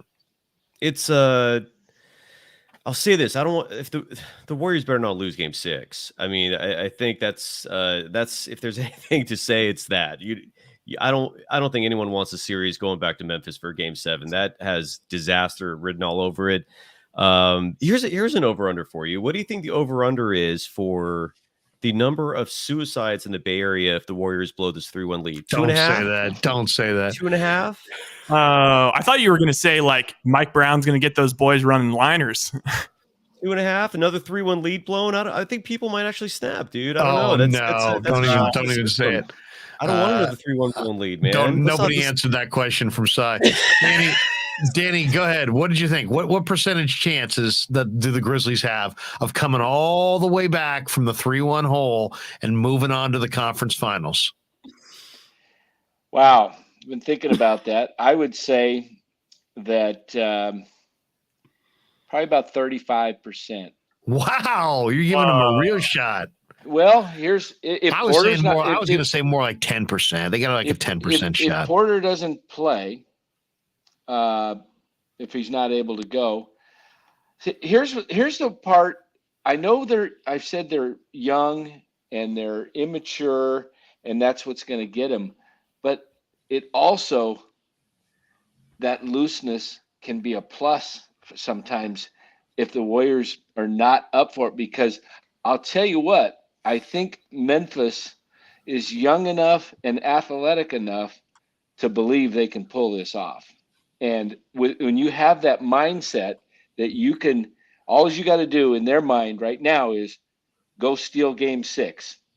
And if they get Game 6, that place is going to be rocking in Game 7, and anything can happen in a Game 7. So why I say 35%, I think they have about a 20% chance of winning Game 6, and the odds go up, to 35 of winning the next. That's just my take. I don't know. I wonder what I was trying to find the odds for Game 6. I haven't seen them posted yet, what the line was, but that'll tell you a lot. It's going to be like, I'd say it's going to be 7.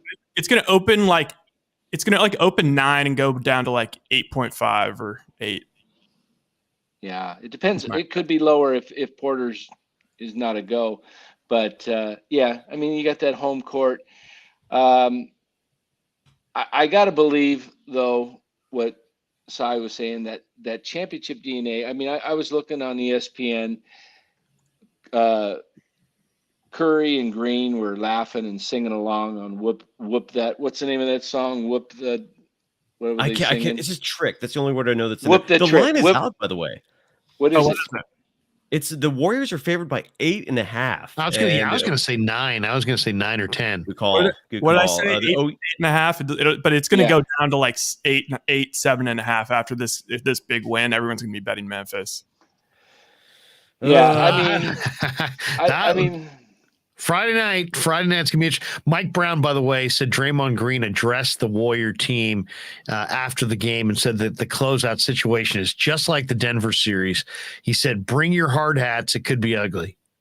See, okay, I'm a little bit worried, and maybe I shouldn't be because I really trust these guys. But like we're talking about the championship DNA, I do. I mean, obviously that's so real. I just hope they're not like relying on that, oh, it's just going to happen for us. Like Clay's going to roll out and be like, oh, Game 6 Clay, I'm going to be Game 6 Clay. I didn't Draymond's comments after the game where he said like on the fourth quarter, like whoop that trick chant. He said like, one thing I don't respect is people who only bring it when they winning, embrace crowds when they winning.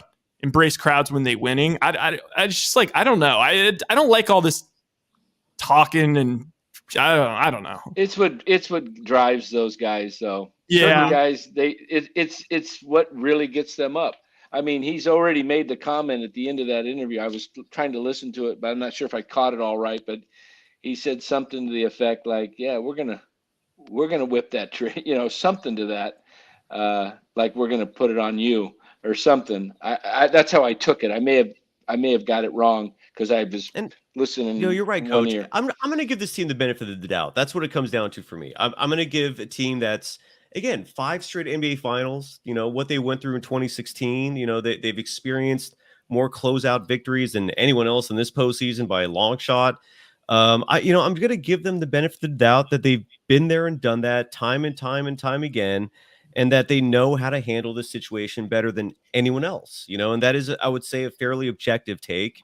With that said, there's no guarantees in life. I think we all have lived, or hopefully have lived long enough to at least know that anything could happen. But right.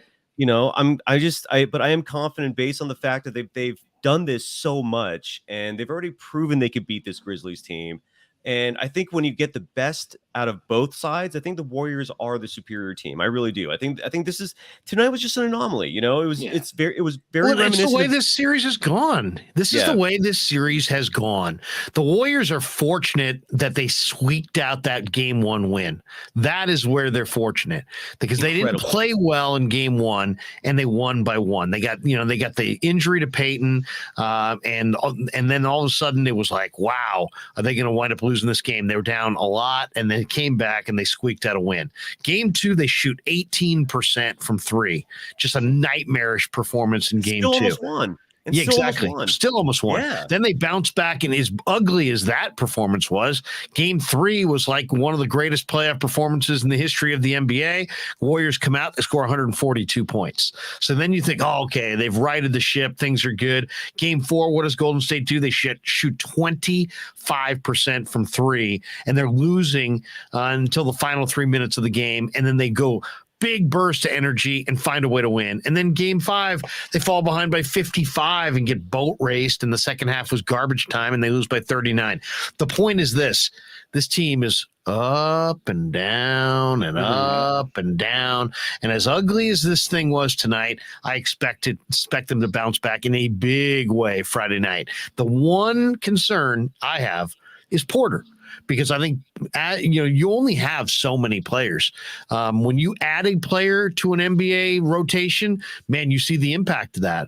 Why? Because there's only 8 guys typically in your rotation. So you add a good player, suddenly you feel that. Well, you take that player away, you feel that loss. Conversely, so I think the same thing. Now you've taken Peyton out of your rotation. Now you're potentially taking Otto Porter out of that same rotation, and that's going to be a lot to overcome. It really is. Now, I'm not worried about them losing this series, but I think that the Golden State parade, that they're going to win it all. I think that tonight that the sobering reality is that's dicey, man. That is dicey. I think they'll beat Memphis and they'll move on. But this idea that they're the best team and there's going to be a parade and this and that, we better come to grips with the idea that that's, I don't want to say a long shot, but it's far, far from a lock. And I know a lot of people are discussing it. What? Well, just the fact that they lose Porter, because Peyton and then Porter, you're losing 2 of your 8 rotation players. I think the rest, I don't think their margin can withstand losing Peyton and Porter. If Porter is in any way diminished or out, I think their chances of a title down the tubes. Well, because it's not just those. Yeah. Go ahead, sir. Go ahead. I was going to say I'm a little frustrated that we haven't been getting Moody sometime. Like even like this kind of game. This is the kind of game where I would have liked to see Moody start, where it's like they kind of already have the vibe of like, we don't necessarily need this one, but it's like you need to find out, like, is Moody a playoff guy? Is he a guy that is like built for it or whatever? He's ready for the moment. I would have loved to see JTA getting out there a little bit. I mean, that guy was freaking clutch. Was that last year during like the playing game? Like he was like, instrumental for their team. So I wish that we just got these guys a little bit more run so we, could feel confident going to the well a little bit. Also, I will say, I don't know if this is positive or whatever, but I think we all say after like a brutal loss, like the game 2 loss, we're all like, man, I just wish we would have got blown out. Like that would have been so much better than I'd way prefer that than to lose this heartbreaking fashion. So with that, I'll pose to you guys, would you rather lose by damn near 50 points tonight like we did, or cough up a 10-point lead at home, to like Boston did tonight and lose it at the... I'd much rather lose the way the Warriors lost. Much rather. Why? Because you don't sit there and dwell on it. You can easily flush it and move on. And also you spread the minutes around. This thing is a war of attrition. These guys started playing at Halloween. I mean, God, it's almost June. I mean, and they've been running up and down on a hardwood floor. I just, to me, the fact that the minutes were spread around, I think maybe bodes well for the Warriors' chances of being a little fresher, maybe physically and mentally on Friday. So to me, I'd rather lose like this. Yeah, and I totally agree. And here's something to root for tomorrow night. You want Dallas to win and force a Game 7 because I'm a little worried if Phoenix wins tomorrow and the Warriors win Friday, will they start the finals Sunday? Because they usually like Monday. It'll go Monday. It'll be Monday. My understanding is that if the series ends between both teams in 6, the series starts Monday. If either series goes to a Game 7, they start Wednesday. So I'm with you. Root for the Game 7. By the way, I have sort of an Otto Porter Jr. update. Okay. John Dickinson reported that they did ask Mike Brown, and there was no update. So, which sucks because your update was that there's no update. There was no update. So which basically means that we're not going to know until probably game time. It's going to be one of the, I guess the injury status is going to be revealing tomorrow in terms of whether they list them as questionable, what the specific injury is. But as of right now, no update, and that sucks. I think it happened on a play where he was going into the crowd. It looked like they showed showed a play where he was going out of bounds and he kind of went into the first row of reporters, camera guys down there, and I don't know, but they didn't really show it up close. So I don't know if he just kind of bruised his foot, got somebody hit him. Who knows? I just read that apparently, because I remember that's what I knew that he had issues with one of his feet, and I thought that he just maybe re-aggravated it, but apparently all the previous issues were with his left foot. That's encouraging. And this is but then this one's with the right. It's right foot soreness, so I'm not sure. Soreness. That's encouraging. That's huge because even now he's on a minutes restriction. I mean he's limited to 25 minutes a night, even in these playoff games. So that's huge because the left foot. And that's why he's not starting. That's why he's not starting. Mm-hmm. I mean, they want him in crunch time if they need him. Here's the question. There are a lot of people on social media taking liberties against Mike Brown, just crushing Mike Brown. That to me seems unfair, but let's have a reasonable discussion here. How much blame should Mike Brown take for this drubbing? They just got beat by 39 in a game where, this is a team that's had a hard time finishing this year. And now we're seeing them have a hard time finish this series. Fire him. Get rid of his ass. No, but without joking, seriously, how much of tonight is on Mike Brown? Well, I'll put it this way. If Kerr was coaching, they probably would have only lost by 34. So Dan's got 5 points of Mike Brown. 5 of it's on Mike Brown. No, but realistically, and he's joking. Yeah. But seriously, what would be the net effect of having Steve Kerr tonight instead of Mike Brown? Or do you believe that, like I do, that the NBA is a players' league, and not that the coaches don't mean anything, they do, but they don't nearly mean as much as people think. And it's the players who do everything in pro basketball. And if you have them, you win. If you don't, you lose. And the coach has a minimal impact. Yeah. Where are you guys? Come on. Mike Brown was 12-0. Luke Walton started the season 24-0. And Luke Walton goes to Sacramento and the Lakers first. Lakers first. And he's coming back, by the way, most likely. I mean, don't be Chung surprised. says Mike Brown's effect on the rotation, no innovation. Yeah, that's how I feel. I feel like he doesn't have the carte blanche to, be, doing crazy, mixing up the rotation. I disagree. Actually, I think Brown actually helps Kerr with the rotations. But I think that he wouldn't. It's Kerr has slack with the players and the franchise in a way that maybe Mike Brown doesn't, and also. I mean, Kerr clearly has. Sorry, Ryan.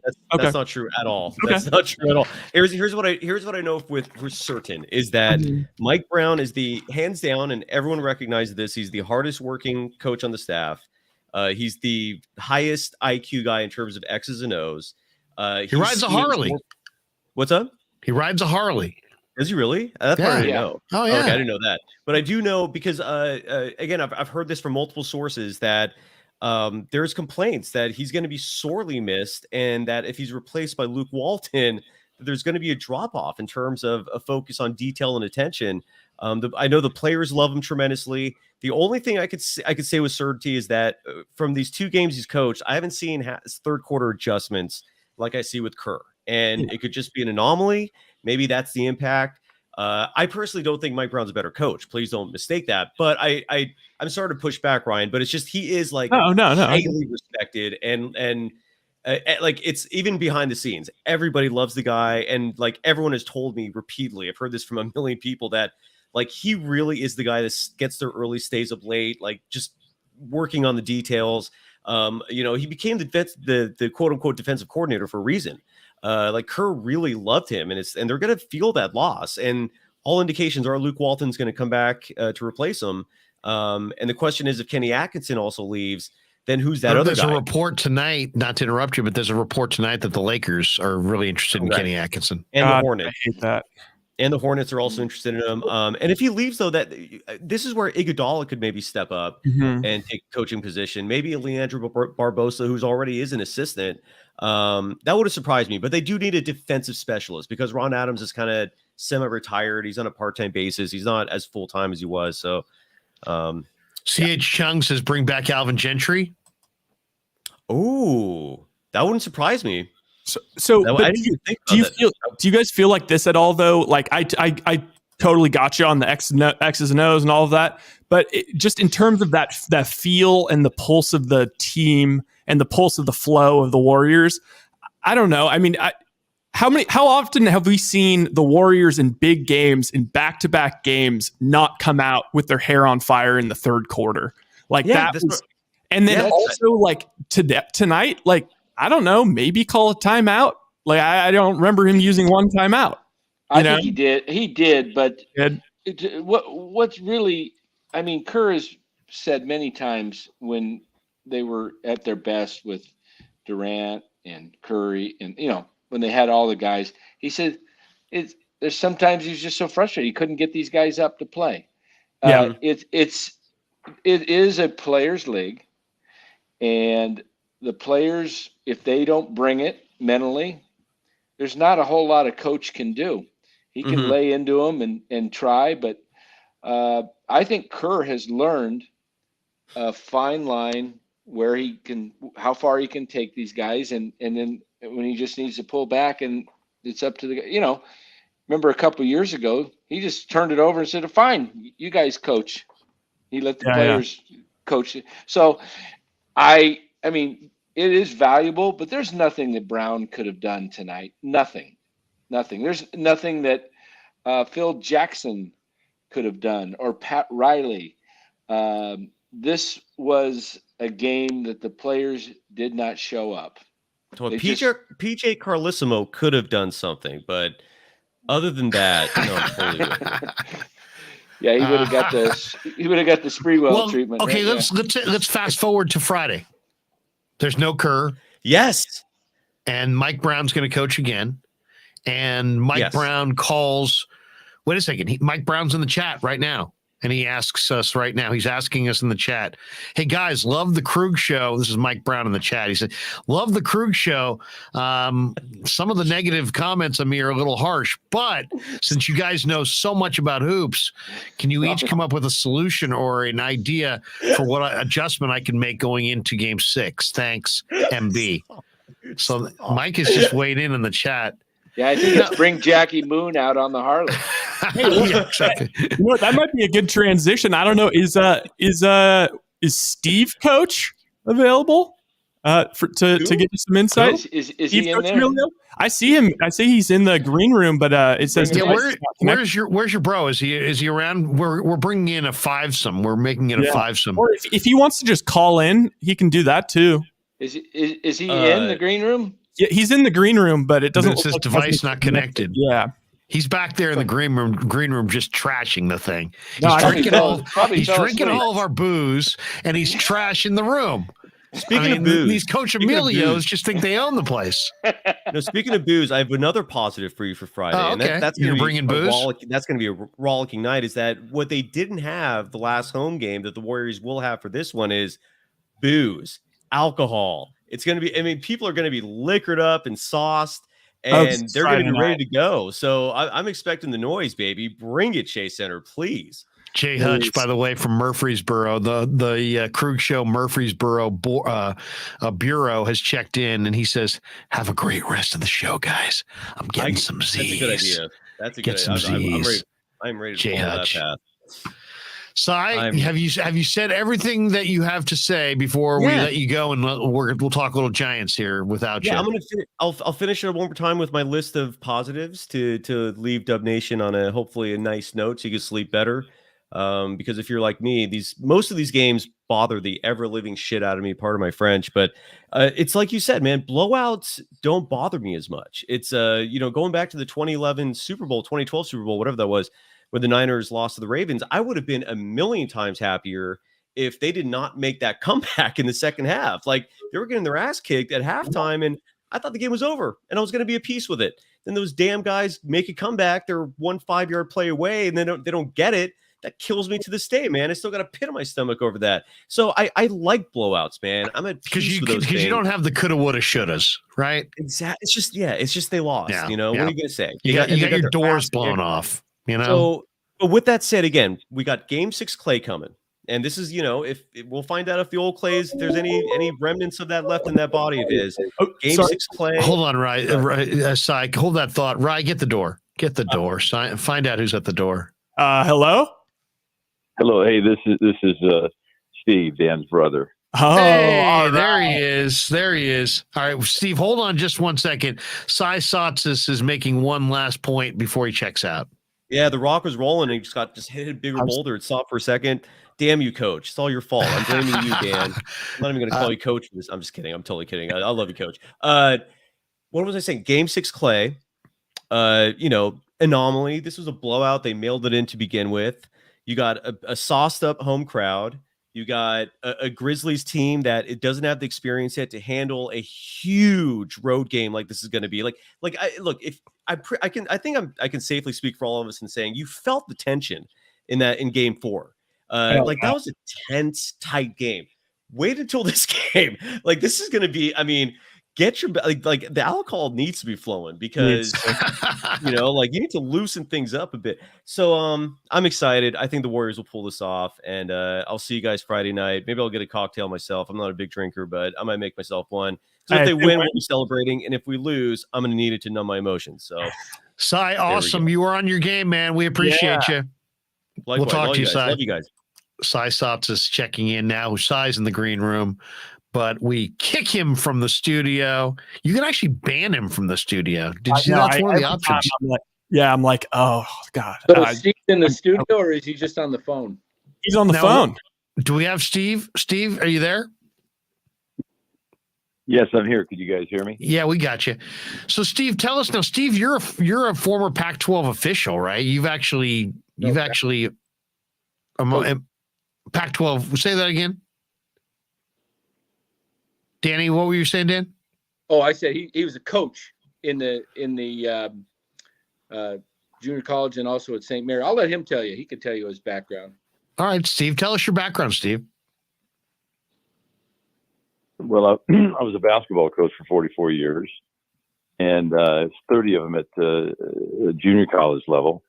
But I was also a Division I assistant at St. Mary's when I worked for Lynn Nance from 86 to 89. Back in the era, Paul Westhead was at LMU, and we were playing against Hank Gathers and Bo Kimball, and I coached 5 years at De La Salle. When I was 24 to 29, I coached two of Rick Barry's boys, Scooter and John, and then Brent and Drew. I'm close to all four of those young men. I think I remember seeing you, Steve. I think I remember seeing you guys played this. I went to St. Ignatius. I think you guys came out with Scooter and played in the Sand Dune Classic at St. Ignatius. If you remember that back when you had Scooter Barry, the first of the Barry boys. Yeah, in the day, and Scooter was the oldest, and of course, he played on the 1988 championship team with Danny Manning at Kansas. Right, great team. Had a great game. When they got to the Final Four in the regional final, they beat Mitch Richmond at Kansas State, their rival, and Scooter had a great game that game, of course. But anyhow, I listened to you guys, and give us your thoughts. The truth tonight was when I was watching the game, and at the beginning of the second quarter, when they turned it over and stretched the lead out, Memphis did. In my mind, that was like a moment of truth, knowing kind of how NBA players think, because I've talked to, Brent and John and different things. The moment of truth was, are they going to make the effort at that point to go all in? Because it was a risk reward. Yeah. And they go all in and they don't win, and they got to come back in 2 days. And I think they probably made the decision. They knew, Cy said hit the nail on the head, I believe, when he said, or one of you guys did, when you said, Game 4 was the game. Because then they knew they could clinch it in Game 6. And it all depended on how they were playing. And once they got down big in the second quarter, And at halftime, I mean, they were down 66-46, and I kind of 27. lost interest. But I basically knew they were either going to make a decision to go for it, and their depth is a problem right now. Right. I think the loss of Peyton is a huge one. He does all the little things. He can rebound. He defends. He's been making shots. I mean, he had become a tremendously valuable player for them, and that's a hit for them. No doubt. No doubt. And he was a finisher. He was a finisher inside for them, even at 6'4". Yeah, absolutely. But you had mentioned, Larry, that the Warriors offense is a player movement, ball movement offense. And really they have to get ahead of the defense. And what that means is, they beat one person and then make other, it's just a basic common sense basketball principle. You make them help, and then you kick it and rotate, and you make the other team close out, and now you're pump faking and driving, and eventually you see the Warriors get all kinds of easy shots, even wide open layups, because they spread teams out and they're moving around, and they don't stand around and go one-on-one a lot. Tonight, that they weren't making shots, so Memphis could play bigger. They could clog up the lane. They are absolutely daring Green to shoot, and they will the rest of Green's career if he doesn't, start making shots on a better percentage. And then, it's an interesting thing to watch when, Larry, you made the point that Poole has really become an outstanding player. And in some respects, and I give Klay Thompson all the credit. He's a wonderful player. He's a Hall of Famer. But to come back from the Achilles, he doesn't have the same step. He's good, but in some ways, I almost think those guys could reverse roles to where Klay becomes the third option and more of a because Poole he's quicker and he's just more accurate right now, and he gets to the rim. I'm not putting any shade on Klay Thompson. I'm just saying he had a torn ACL, he had a torn Achilles tendon. He's not the same as he was. And before he got hurt in any way, shape, or form, he was a great player. And I mean, if you think about it, you watch basketball film in the 60s and you take a look at whether it was Jerry West or Oscar Robertson, or you go back to Hal Greer, or you go back to whatever, a lot of these players were dominant hand players. Jerry West rarely used his left hand. And I'm not putting any shade on Jerry West. I'm just saying players have gotten better. If you put Klay Thompson in the 60s, he would look a lot like Jerry West. He's really, really good. He was really good, and he still is. But my point is this Poole kid is really coming on, and he and Steph are two dynamic players. And it seems to me that Klay has been kind of forcing things in the last couple months when I've watched him play. His shot selection sometimes isn't as good as it could be. Once again, I'm not trying to put shade on him. I'm just saying, how do they get the most out of this team? Wiggins, I didn't like Wiggins coming out of college. I didn't like him when he was with Minnesota. But I think that he has matured. I think being around, Steph and being around Klay and being around Green, I think the guy's gotten tougher. He's matured. He's gotten better. He's in a winning culture. And I think he will step up, the next game. But I definitely think after they won in Game 4, they're putting in a lot of minutes. They're an older group, and I just felt like they did mail this game in at one point. This one got away from them, and I think you handicapped it perfectly in that once they got down and they were in a gigantic hole, it was, hey guys, Do we want to expend the energy? Is it worth it to expend the energy here? And, I think to a man, they probably, I don't know if they made a conscious decision or not, but it's pretty clear that they kind of packed it in, and we'll see a different outcome Friday night. And the thing about it is when you've played in the finals multiple times and you've played in Game 7 of the finals, a second round, blowout loss on the road to a team that's desperate and is faced with going home is hardly like, oh my God, earth shattering. I bet you the Warriors are relatively unaffected by this. The one impact of today is that when you're an older team, you got to finish people because you could always suffer an injury.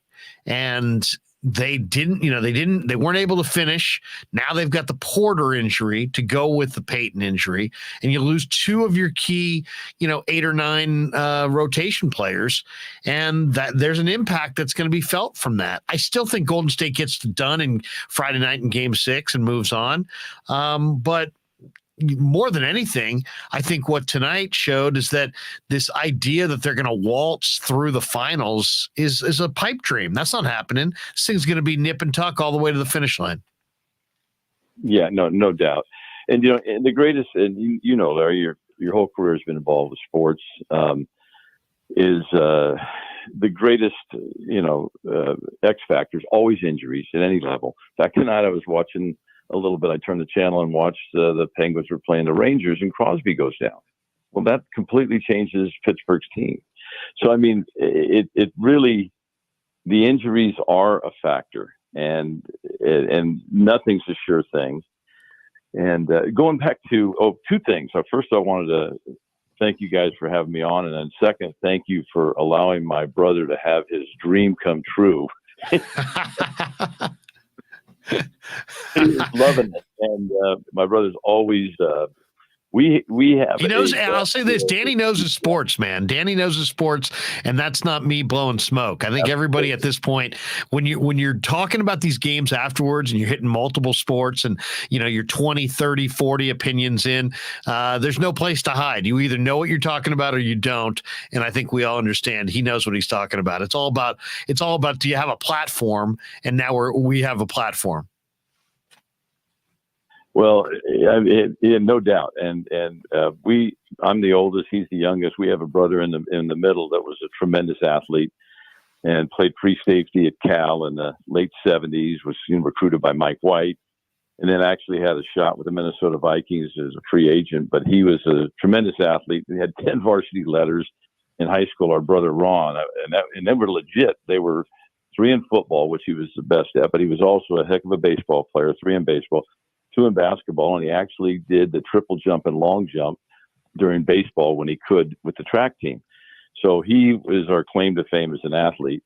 And then I played a little college basketball at a small school in Hawaii, but my brother Dan has always dreamed about, being a sports announcer and so to see him able to do this, I'm really enjoying it for him, because he's getting a chance later on in his life to fulfill a small dream. So I appreciate you guys having him, be a part of it.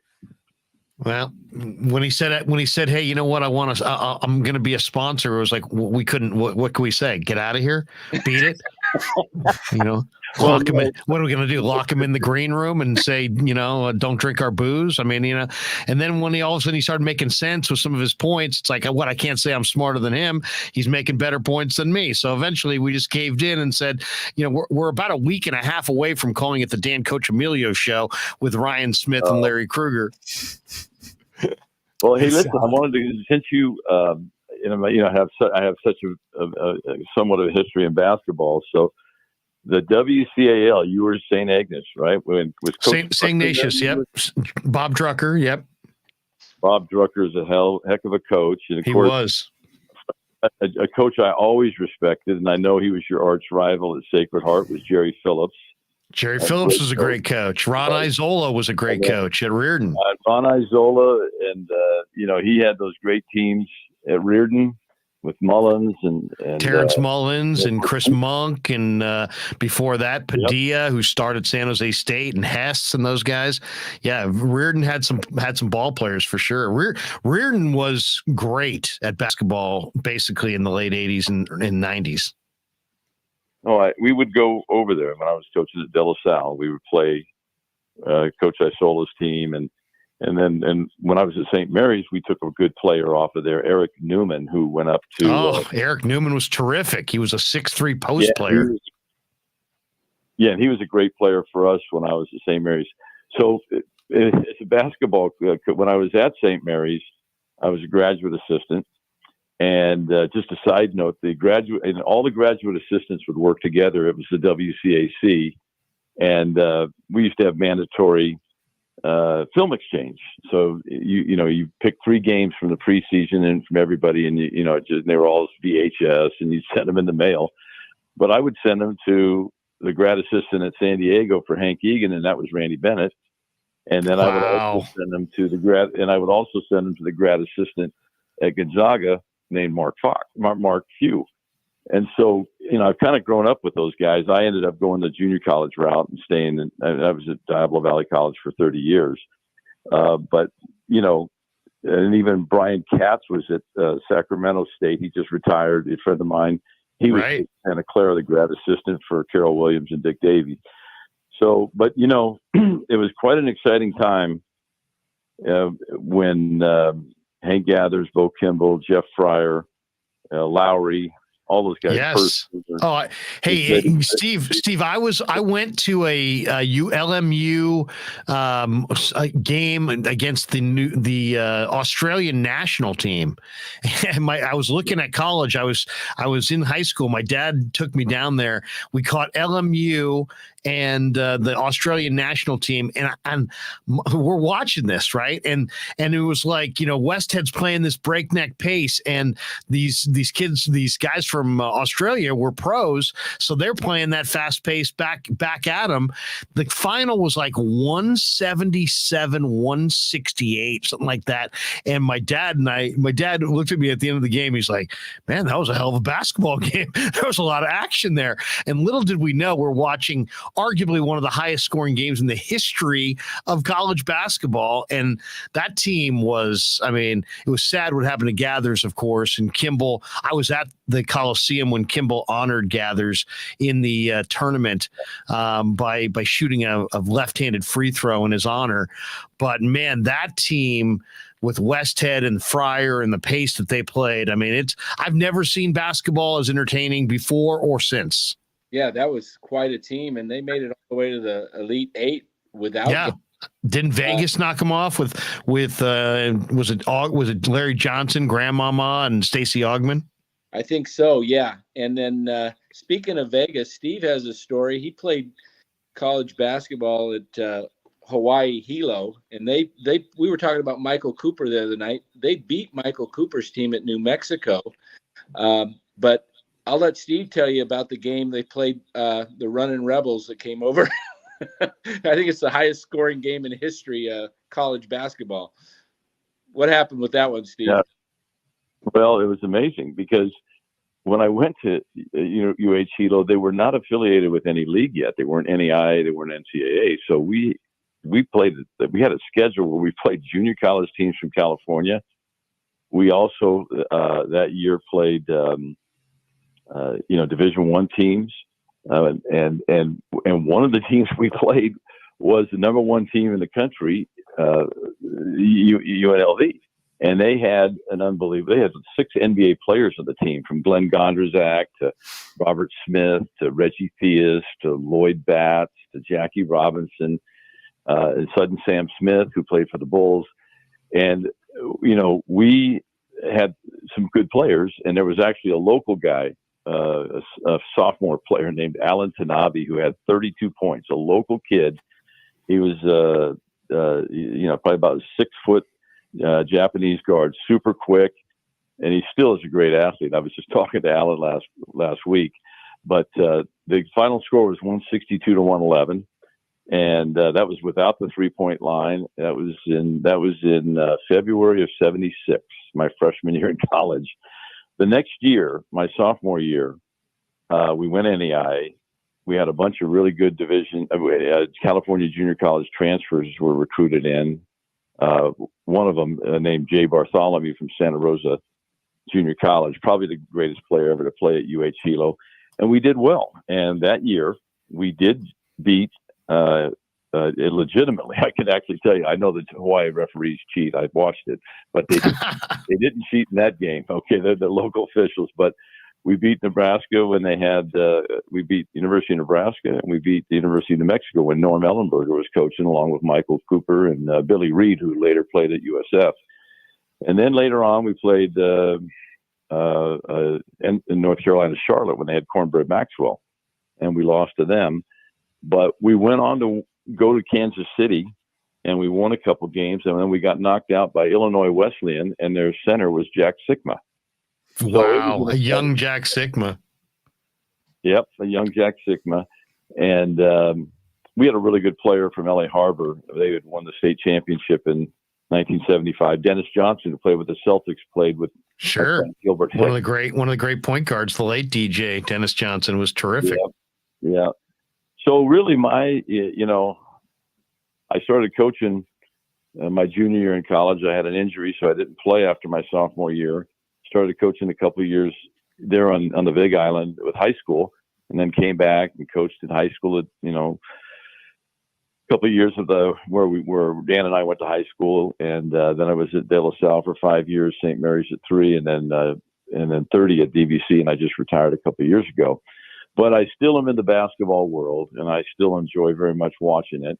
And I do have some NBA ties, friends. Stan Van Gundy went to Alhambra High School when I was playing at Clayton Valley, and I used to go to his dad's camp. Bill Van Gundy, a great coach, and really trained his two sons. Both Stan and Jeff were brought up by their dad, and he was hard on them. And Coach Van Gundy, their father, really has mentored them, and they love their parents a great deal. But I can tell you, their dad didn't. There was no sugar with Bill Van Gundy, and that's why Stan and Jeff are both straight shooters. And so anyhow, but I have a number of guys that have worked in the NBA. So basketball has been kind of my gig. So if you guys want to talk basketball, I'd love to talk to you guys. Awesome, Steve. Steve, we'll let you go because we're going to switch gears and talk a little bit about the Giants win before we get out of here. But we do appreciate your contribution. I think some of the things that you added on the ball game tonight were golden. So you got the open invite, my man. Anytime we're talking hoops and you want to be part of the mix, man, feel free to dial us up. We'd love to have you as part of the mix, and we appreciate your perspective on this thing. I think we kind of handicapped it, pretty well tonight. We've had a lot of dialogue on this one, and I think you crystallized it though. It was like they were right there. It was a 1-point game. All of a sudden Memphis goes on a 9-0 run, and suddenly it's 38-28, and Golden State's in a 10-point hole. The crowd's going crazy. The momentum had shifted, and right then, whether it was conscious decision or just something that went unspoken, it was like, are we going to dig in and get back in this thing and expend all this energy, or are we going to let this one go? Chalk it up to a rough game on the road and regroup and do things Friday night. And I think they kind of put all their chips on Friday night. Now we're going to find out Friday night if they can deliver. But thanks for chiming in, Steve. And let's do it again, man. Let's do it again. I'd love to hear your perspective, especially if the Warriors can get beyond this series. And thanks for lending not beating up your little brother too much so we can have him on this show, because we're really enjoying him. Oh, we beat him up pretty good, but that stopped about 40 years ago. Yeah, exactly. He's recovered since then. See you, Steve. Thanks, Steve. Steve Coachemilio. People are saying, who's Steve Coachemilio? Steve is Dan's brother and a guy who's coached basketball and had a lifetime of basketball. And I thought he gave us a great perspective tonight from somebody who, he heard our dialogue and was listening and then kind of added some things to it. I thought it was a great contribution. And Danny, thanks for having Steve there. Guys, we're now at 11:18, and we build this as a Warriors-Giants postgame. Do you guys have a thought on the Giants win today? It was finished hours ago. People were asking me right around 3 o'clock, 3:30, hey, you guys going to do postgame? You going to do Giants postgame? And I'm like, we're going to do kind of a combo postgame. So if you're a Giants fan and you tuned into our combo postgame, you're thinking, excuse me, when exactly does the combo part of it start? But either Rye or Danny, you guys have a thought on today's Giants win? They got 7 runs. They, once again, they followed it up with another strong offensive performance, put 7 runs on the board, and sent the Rockies basically out of San Francisco, having gotten nothing done in the series. Yeah, I mean, I was looking at the matchups before the game, the like pitcher versus batter matchups. I thought the Rockies were going to maybe win this game. Because you know what, CJ Cron had ownage on. He had serious ownage on Cobb, and so did Iglesias. And I was sort of thinking this was going to be the one game they let go. But then, I mean, those guys went 0 for. Freaking Joey Bart got a hit. I mean, Lamont Wade was awesome. That Crawford bomb was so sweet. And yeah, I mean, I guess we maybe push the panic button a little soon. Well, the Giants still have a killer pen. That's the one thing. They had 3 2/3 of relief where they only gave up 1 hit. I mean, seriously, between Alvarez, Brebbia, Rogers, and Harleen Garcia, they just shut them down after behind Cobb today, and that was impressive. They allowed 4 hits. Yeah, 4 hits on the day, 3 of them by Cobb, only 1 by the bullpen over 3 2/3. So, they got good bullpen work. That was great to see. Crawford went deep, a 2-run shot in the 5th off Chad Kuhl. Kuhl is an underrated pitcher. He pitched with Pittsburgh last year. He worked into the 5th, but he struck out 8. But the Giants worked him. That was the other thing. What the Giants do better than a lot of teams is they work the starter. And Chad Kuhl pitched 4 2/3. He gave up through 101 pitches in the game. I thought that had a huge impact on it. Danny, what'd you think? You probably watched that game, huh? Yeah, I was just checking a highlight there of. I watched the whole game. They look good. Cobb looked really good. Was really hitting his spots, and his ball was moving. He had one pitch where he threw it on the inside, and it looked like it was going to almost hit him. The batter they even commented, and it just kind of was like we used to call it a screwball when we played. It just kind of like a curve to a left-handed batter that starts in at the batter and then cuts across the plate. And guy took a called strike 3, and Krueg was just like, oh man, that was just so much movement on that pitch. And it was good to see because Cobb really has 3 pitches with all downward movement. So he's got nasty stuff. He does. He piles up strikeouts too. Yeah. So I kind of disagreed with Ryan in the sense that I didn't look at the stats though. So, had I looked at the stats and saw that the ownage, I might have, but I was just watching the guy pitch and I says, oh, they're going to get to this guy. They did really well with the bats again. I mean, the encouraging thing was Joey Bart knocked in a big run. He got a hit with an 0-2 count, and he got it, which is huge because he's been absolutely reeling. And he did strike out the other couple of times that he came to the plate, but. We talked about it last night. We were talking about Bart and Casale, and I said my thought was that I kind of watching Gabe's tendencies, I thought he would go with Bart today because not going with him after a night game would have been a real vote of no confidence, for Joey. And Gabe went back with him, and he was rewarded with a big hit. I mean, at that time, I think the Giants were up 1-0. And it was, I think it became the second run, and then I think they got one more after that. That 3-0. It could have been more one-sided too. I mean, the Giants left 11 on base. Yeah. Did you see Jock Peterson's? He had been 0 for 22, and he got that ground ball that looked like. Yeah. They showed it in slow motion, and it just rolled right down the line, and it just dinged right off the first base bag.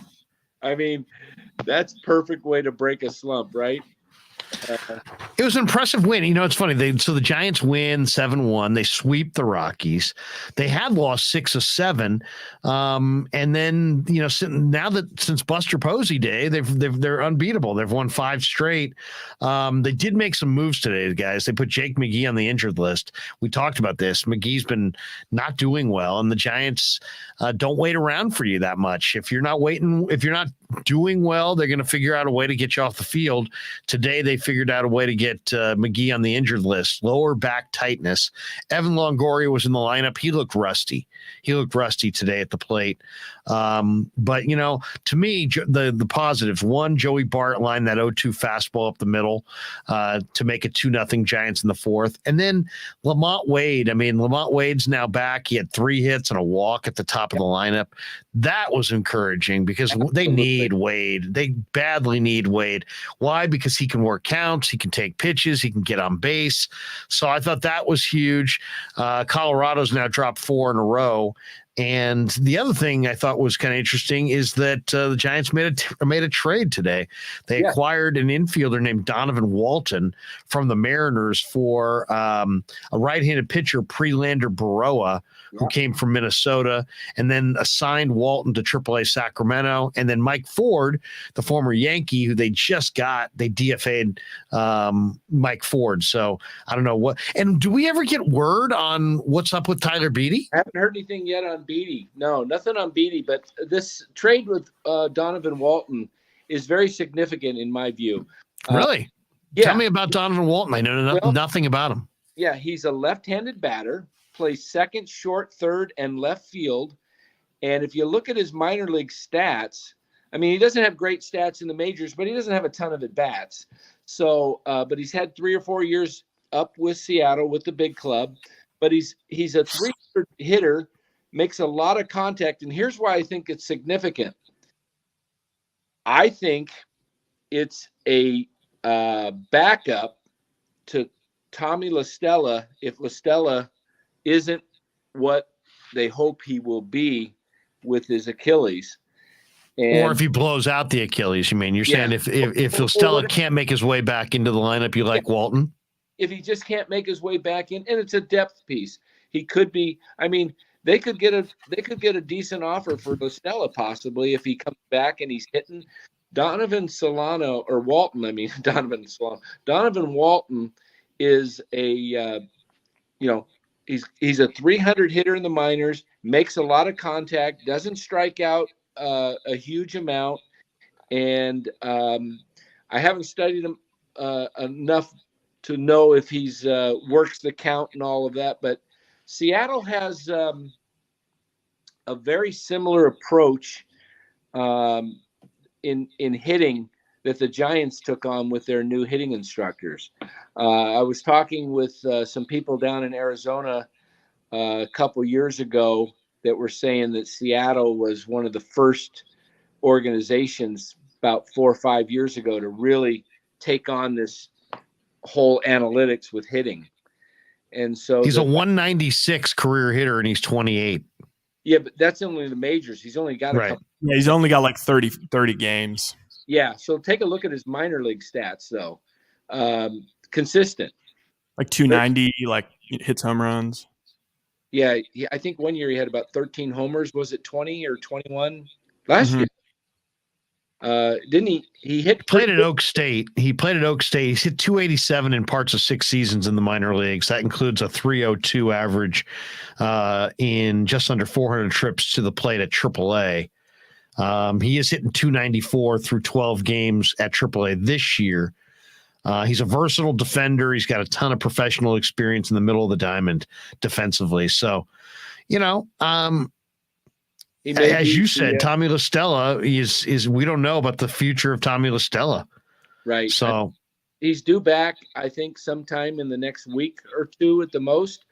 But if he's well, good. That's great. I mean, La Stella adds another piece, but They keep making these deals with Seattle. Padlo came from Seattle.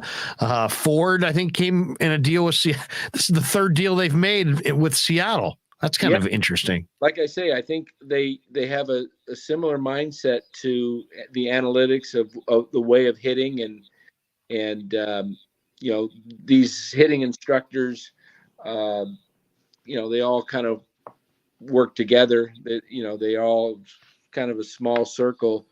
And but I was told by somebody that Seattle was the first ones to really get behind that, and Dodgers, of course, and the Giants weren't in that club prior to Farhan of the type of hitting. They were. I had a talk once down in spring training.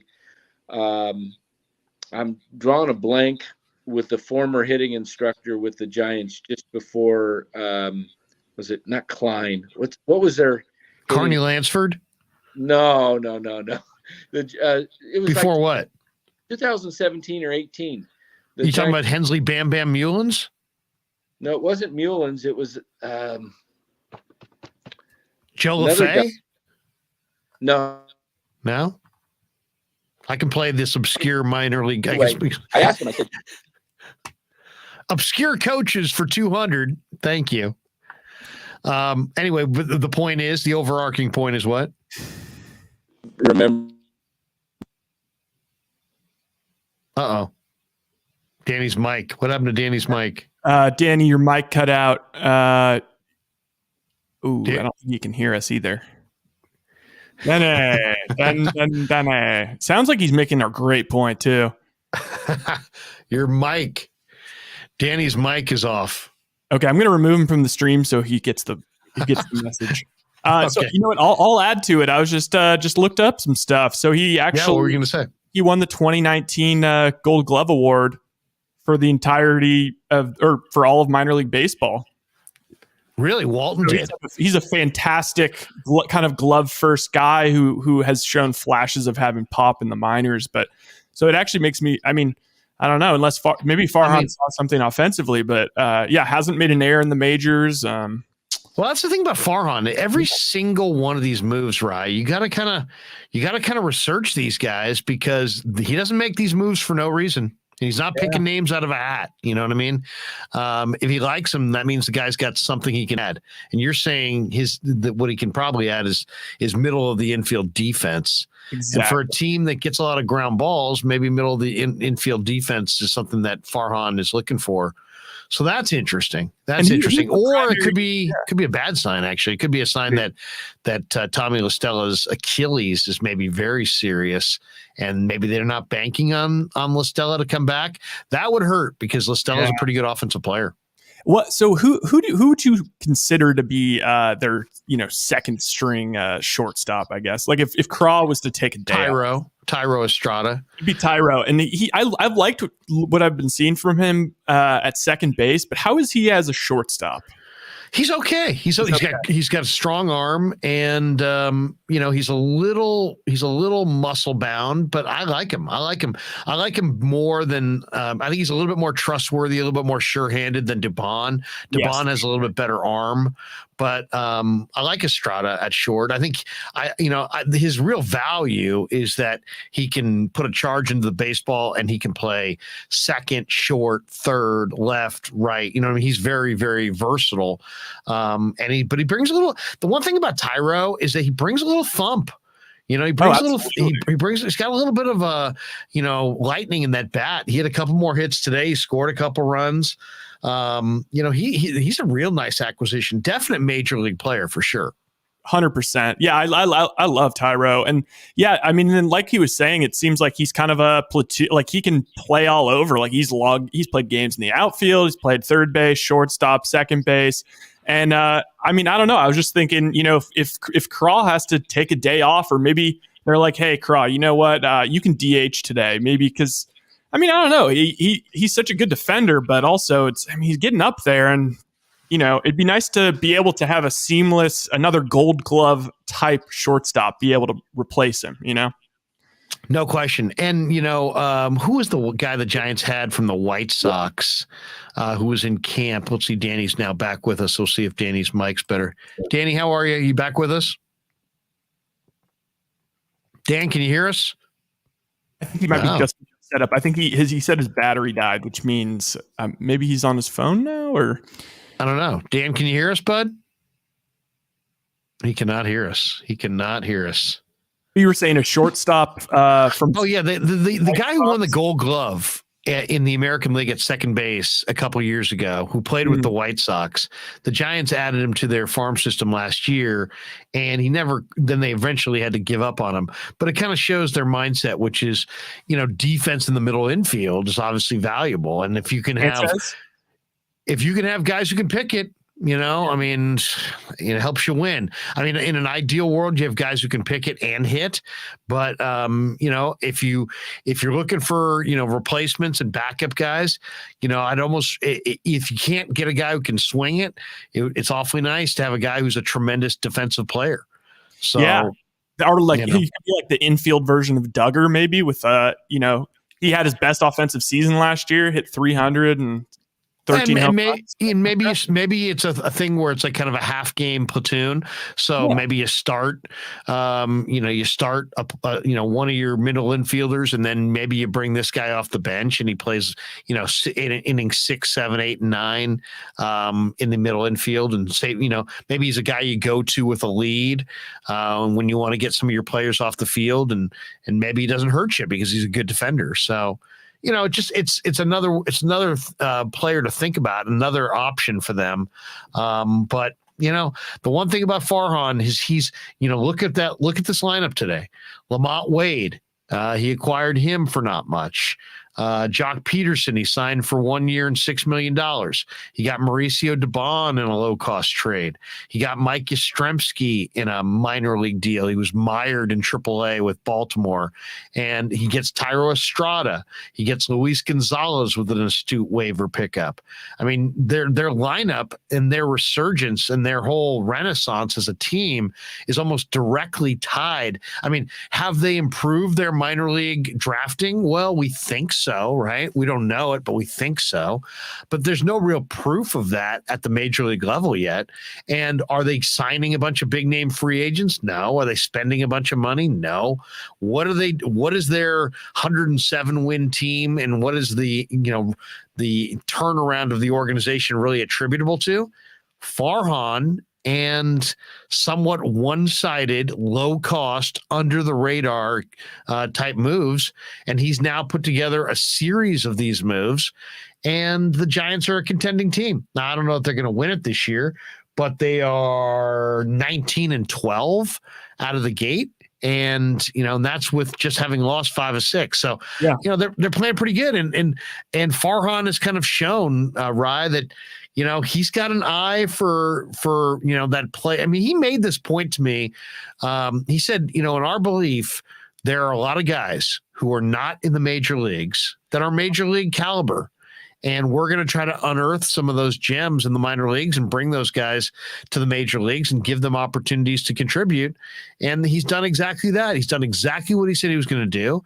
And they've a lot of these guys have come through. Where would this team be if you took away Wade, Peterson, Dubon, Yaz, Estrada, and Luis Gonzalez?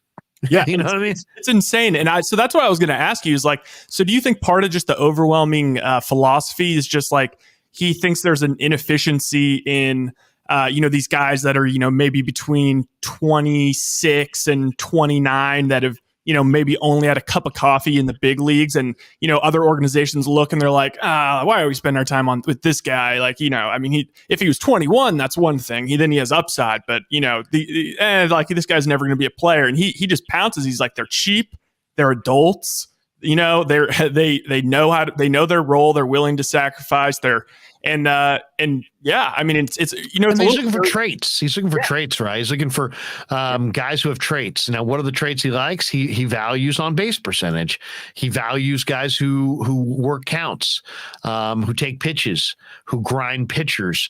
One of the attractive traits of Yastrzemski is that he sees pitches. One of the attractive traits of Wade is that he sees pitches.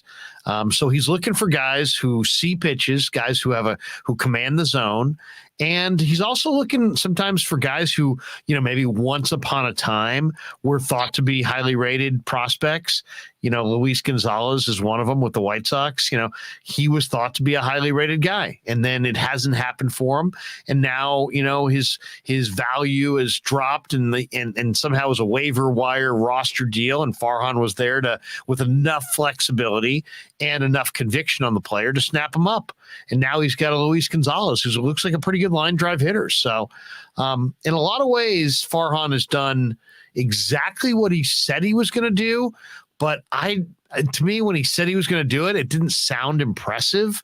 But he's found a way to make it work. And I would say they're firmly in the race in the West. I don't know how it's going to end, but I think they're definitely Giants, Dodgers, Padres. I don't think any of those teams will go away. Let's just say this. Maybe the Padres go away. I don't think the Giants will. I think the Giants will be in this race all year. I mean, when I look at the Padres run differential, I mean, it's still a little early. I guess you could say sample size, but to me, I mean, the really, truly good teams in the league, like the Dodgers, they've got a plus 78. Okay. The Yankees, the second best at plus 52. The Angels, plus 45. The Giants are plus 40. Those are like the top four teams so far this year. I mean, Mets plus 33. The Padres are 20-12 with a plus 8. That tells me they've won a lot of games that could go either way, and I wouldn't necessarily be betting on them to stay on this pace throughout the rest of the year. Yeah, no, I think that's a good point. But a big win for the Giants, and they've rebounded, and now I think they head to St. Louis. They're off tomorrow. So the Giants get the off day tomorrow, and then they're in St. Louis over the weekend. And I was saying this to somebody today at my son's JV game. The JV season ended today with a loss to Los Lomas. So not a great day for JV baseball. But we were talking a little bit with some of the guys as we're watching the game, and I'm like, who's good in the National League? And it's like, okay, wait, the Mets are pretty good. The Dodgers are pretty good. Who else is really good? I mean, San Diego's decent. Milwaukee, I think, is decent. Maybe the Cardinals are okay. I mean, they're really everybody else. There's a lot of bad ball. Miami, Philly, Washington, none of those teams are 500. Pittsburgh, Chicago, Cincinnati, those teams aren't 500. Arizona, Colorado, Arizona's over 500. Actually, they're both over 500, but they'll both be under 500 by season's end. So what do you got? You got three teams in the West between the Dodgers, Giants, and Padres, all separated by 2 games. You got probably a 2-team race in the Central all summer between Brewers and Cardinals. But I think Brewers just have too good a pitching to not win that race over the course of the entire season. And then you've got Mets, but the Mets have serious injuries. DeGrom, I think they just put on the 60-day. So you've got the Mets, who they've loaded up, and then you've got maybe the Braves, but the Braves are started off sub 500. So what do you got? You got maybe 5 or 6 good teams in the National League. There's a lot of bad teams in the National League. So, the Cardinals are one of those teams that's, they're pretty good. They're better than most, but they're not, I don't know that they're a top tier team. I see really Giants, Padres, Dodgers, and Mets, and maybe Brewers. So, I mean, that's 5 teams in the entire National League. I think everybody else, when you play them, it's going to be, pile up win after win after win. Those 5 teams and the Cardinals. I'd put the Cardinals. There you are, Danny. Yeah. You're back with us. Yeah. I don't know what happened. My battery went out or something. And I just was right before it went out, though, I lost sound. So maybe that was, I don't know, maybe it was just too low. I like the Cardinals. We'll see. They got 3 games this weekend with the Cardinals. So hopefully we can win that series and keep the line moving. I do think what I was saying, during the losing streak, not to panic, not to worry, because we're getting our health back, getting the guys back, and you're seeing an immediate dividends with Wade and Belt's back.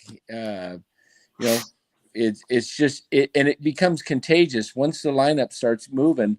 I mean, Crawford had that nice big home run today, but Gonzalez, you were talking about as a line drive hitter, guy's always making contact. Made a wonderful catch. Did you see that catch in left field? Yes.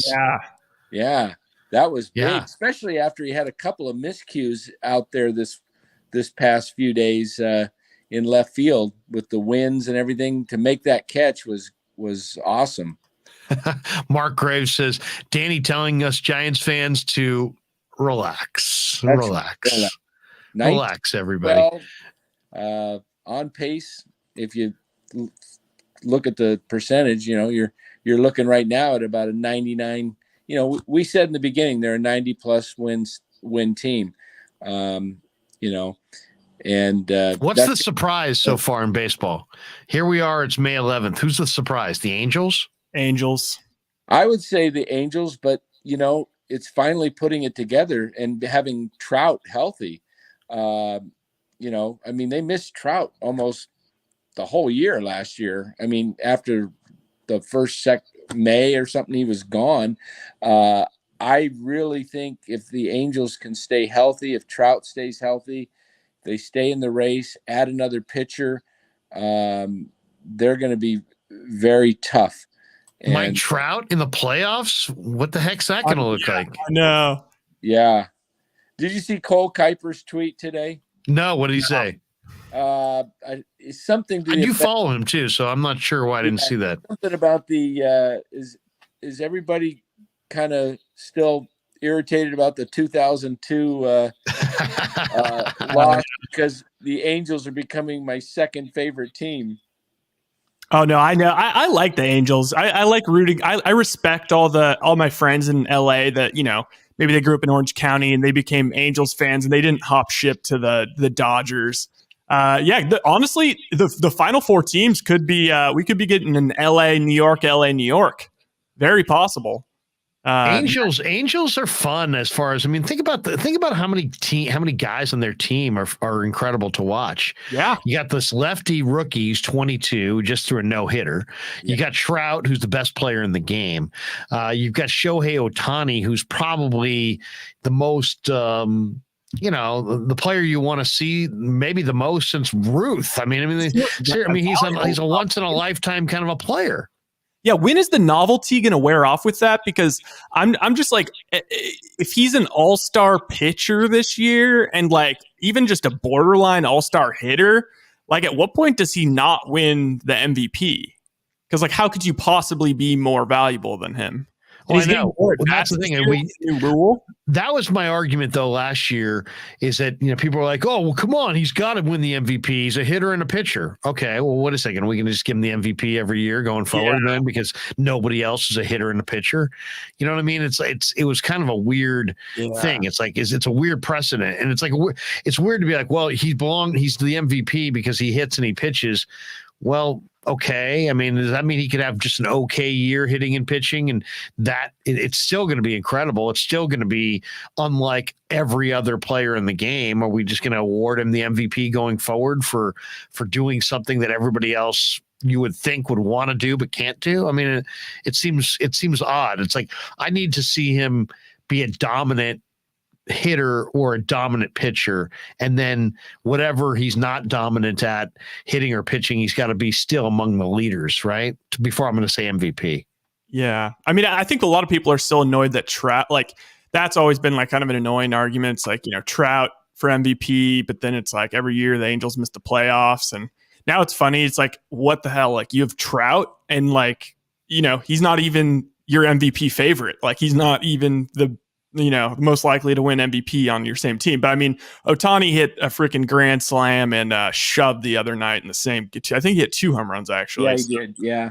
And then they got that kid Ward. What's he batting like 350 or something? Yep. Yeah. So the Angels, man, finally they've gotten off the deck. Have you guys been down there to Edison Field? Yeah, I used to work when I lived down there. I used to live or work right next door to that field. I actually, it's pretty cool because when you're driving across the 57 freeway, you could kind of just, look right into the stadium. And I haven't been in it since they redid it,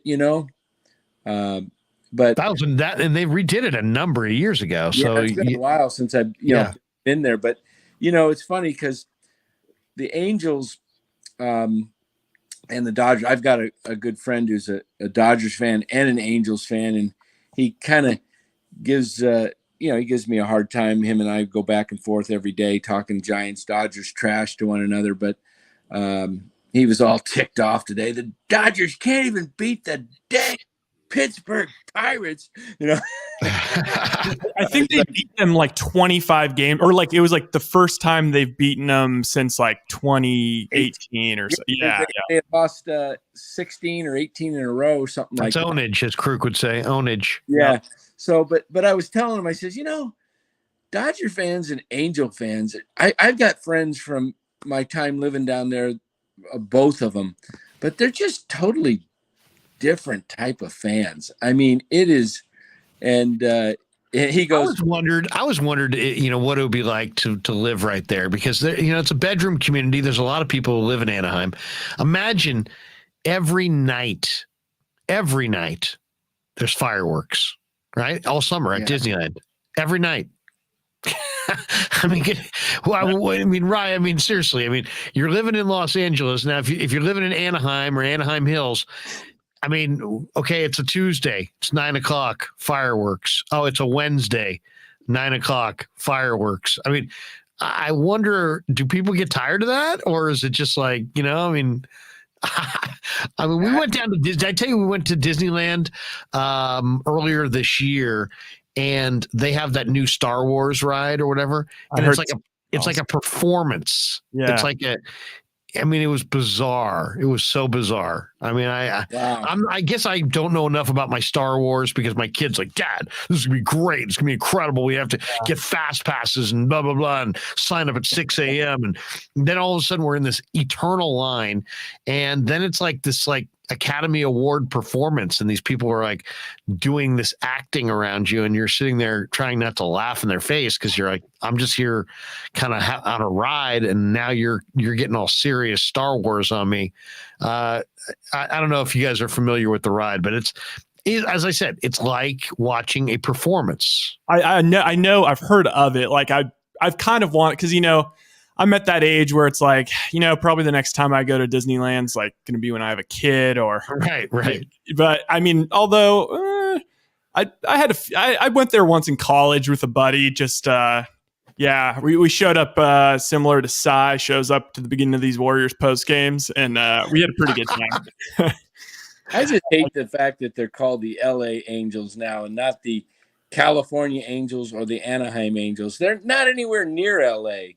Anaheim is a big area. Orange County is so different from LA County.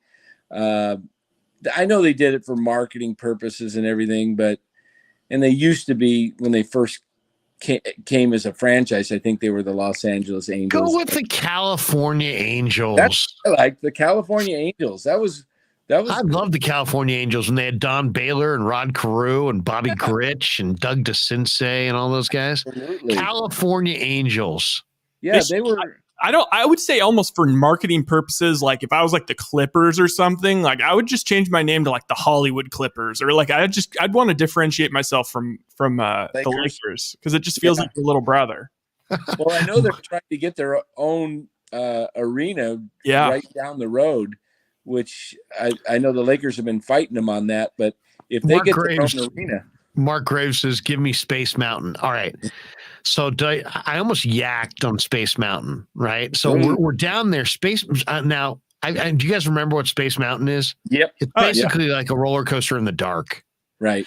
But because it's in the dark, you don't know if you're going to be shooting to the left or to the right. So everything is a surprise, right? Every jerk is like you're not anticipating it. We had this big lunch, and my kid's like, let's go on Space Mountain, Dad. And I'm like, all right, what the hell? I never, it's Disneyland. I wasn't thinking it was going to be like, some amusement park where, it was going to make me yak. But sure enough, man, I mean, we're moving to the left. We're moving to the right. At one point, I'm just like holding on, just bracing for any movement at all because I just don't know which way my stomach is turning. I got off that thing and I'm just like, oh my God, oh my God, I'm feeling like hell. I've got the hot sweats. I'm now getting the cold sweats. And I was absolutely convinced. I'm like, I'm going to yak. I'm going to be here at Disney. I'm going to be the guy at Disneyland yakking. And somehow I got some water. I sat in the shade. It took me about 10, 12 minutes, but I nursed myself back to non-yak status. But man, it was close. It was touch and go there for a minute.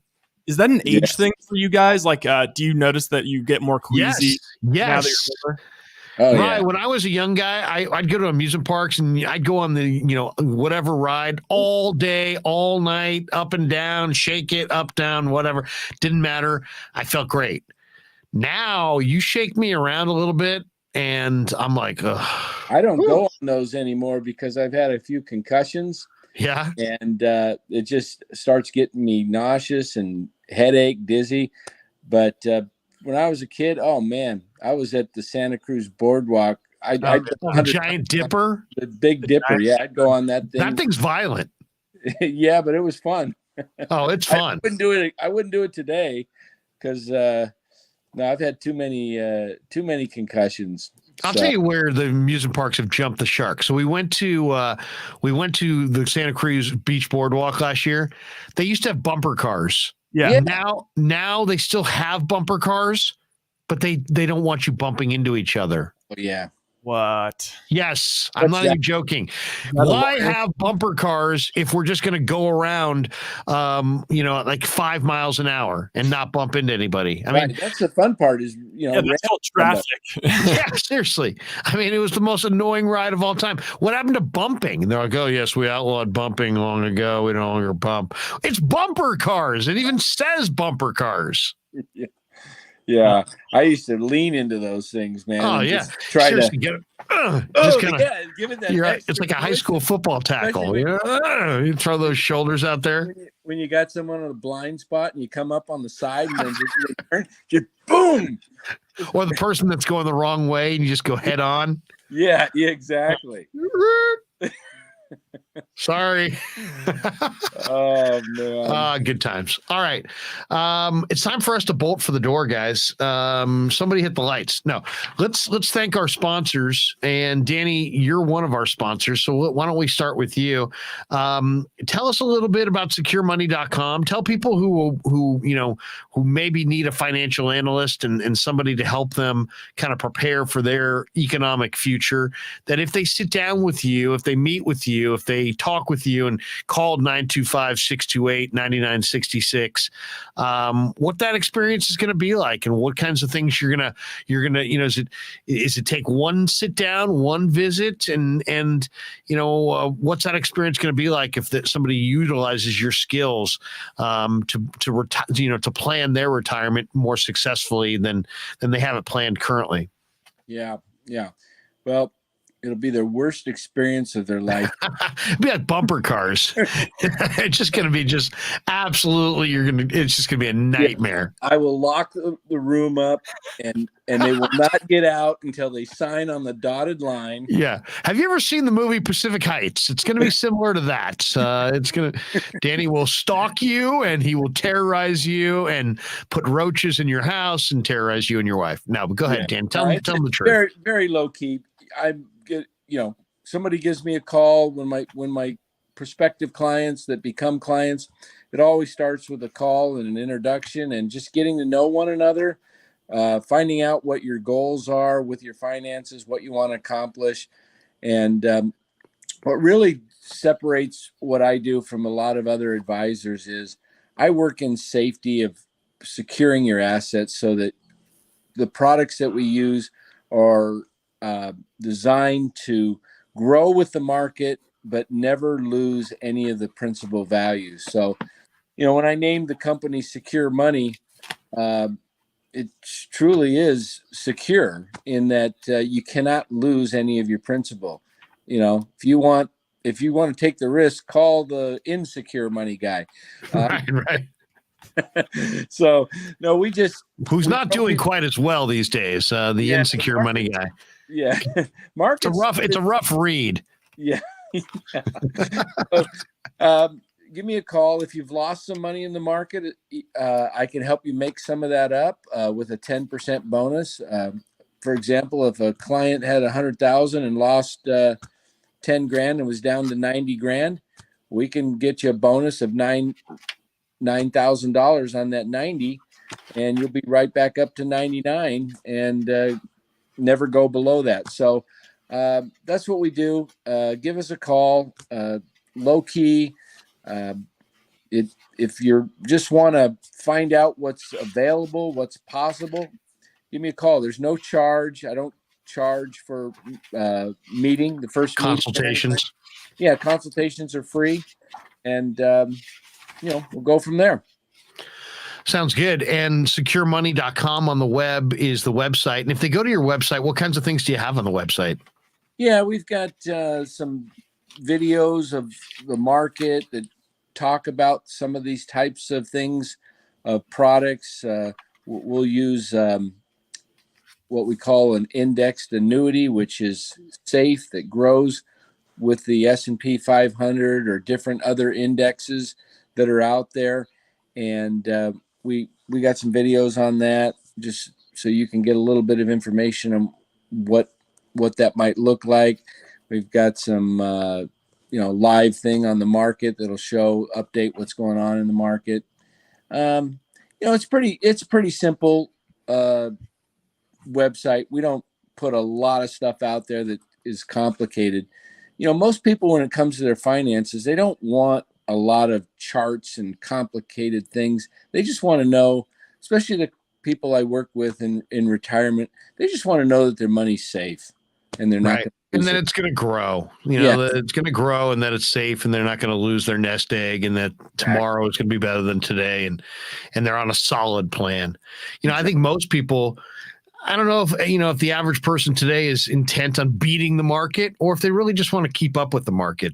But more than anything, with the inflation rates jumping dramatically, I think there's a lot of people that have a lot of interest in, or a lot of concern, I should say, about their financial best interests in the future. And do they have enough money to make it to retirement? And I bet you there are people, Danny, that you've talked to and consulted with and developed a strategy, and now are looking at all this incredible inflation and are very concerned about their portfolio. So I bet you don't just have people that are, want to be on the correct path, but also people that you've put on the correct path that are probably checking in with you going, hey, should we do anything different? Should we make any adjustments to account for this unforeseen incredible inflation that we've endured this year? We do have that. And one thing that I've been really grateful for when we have these terrible downturns in the market, I've never had a client have to call me and say, what'd you do with my money? What happened? Because the type of accounts that we use are guaranteed, the principles I mentioned. So nobody's losing 30-40% of their portfolio when the market does take a beating. So once again, securemoney.com on the web, and give Danny a call, 925-628-9966. And you can hear in his own words that he's a solid guy, and he'll sit down with you. And as we've said many times, it's not a one size fits all kind of deal. He'll sit down with you, talk about your goals, and strategize a way to get you where you want to go. And so we thank Dan for being a sponsor of the Krueg Show.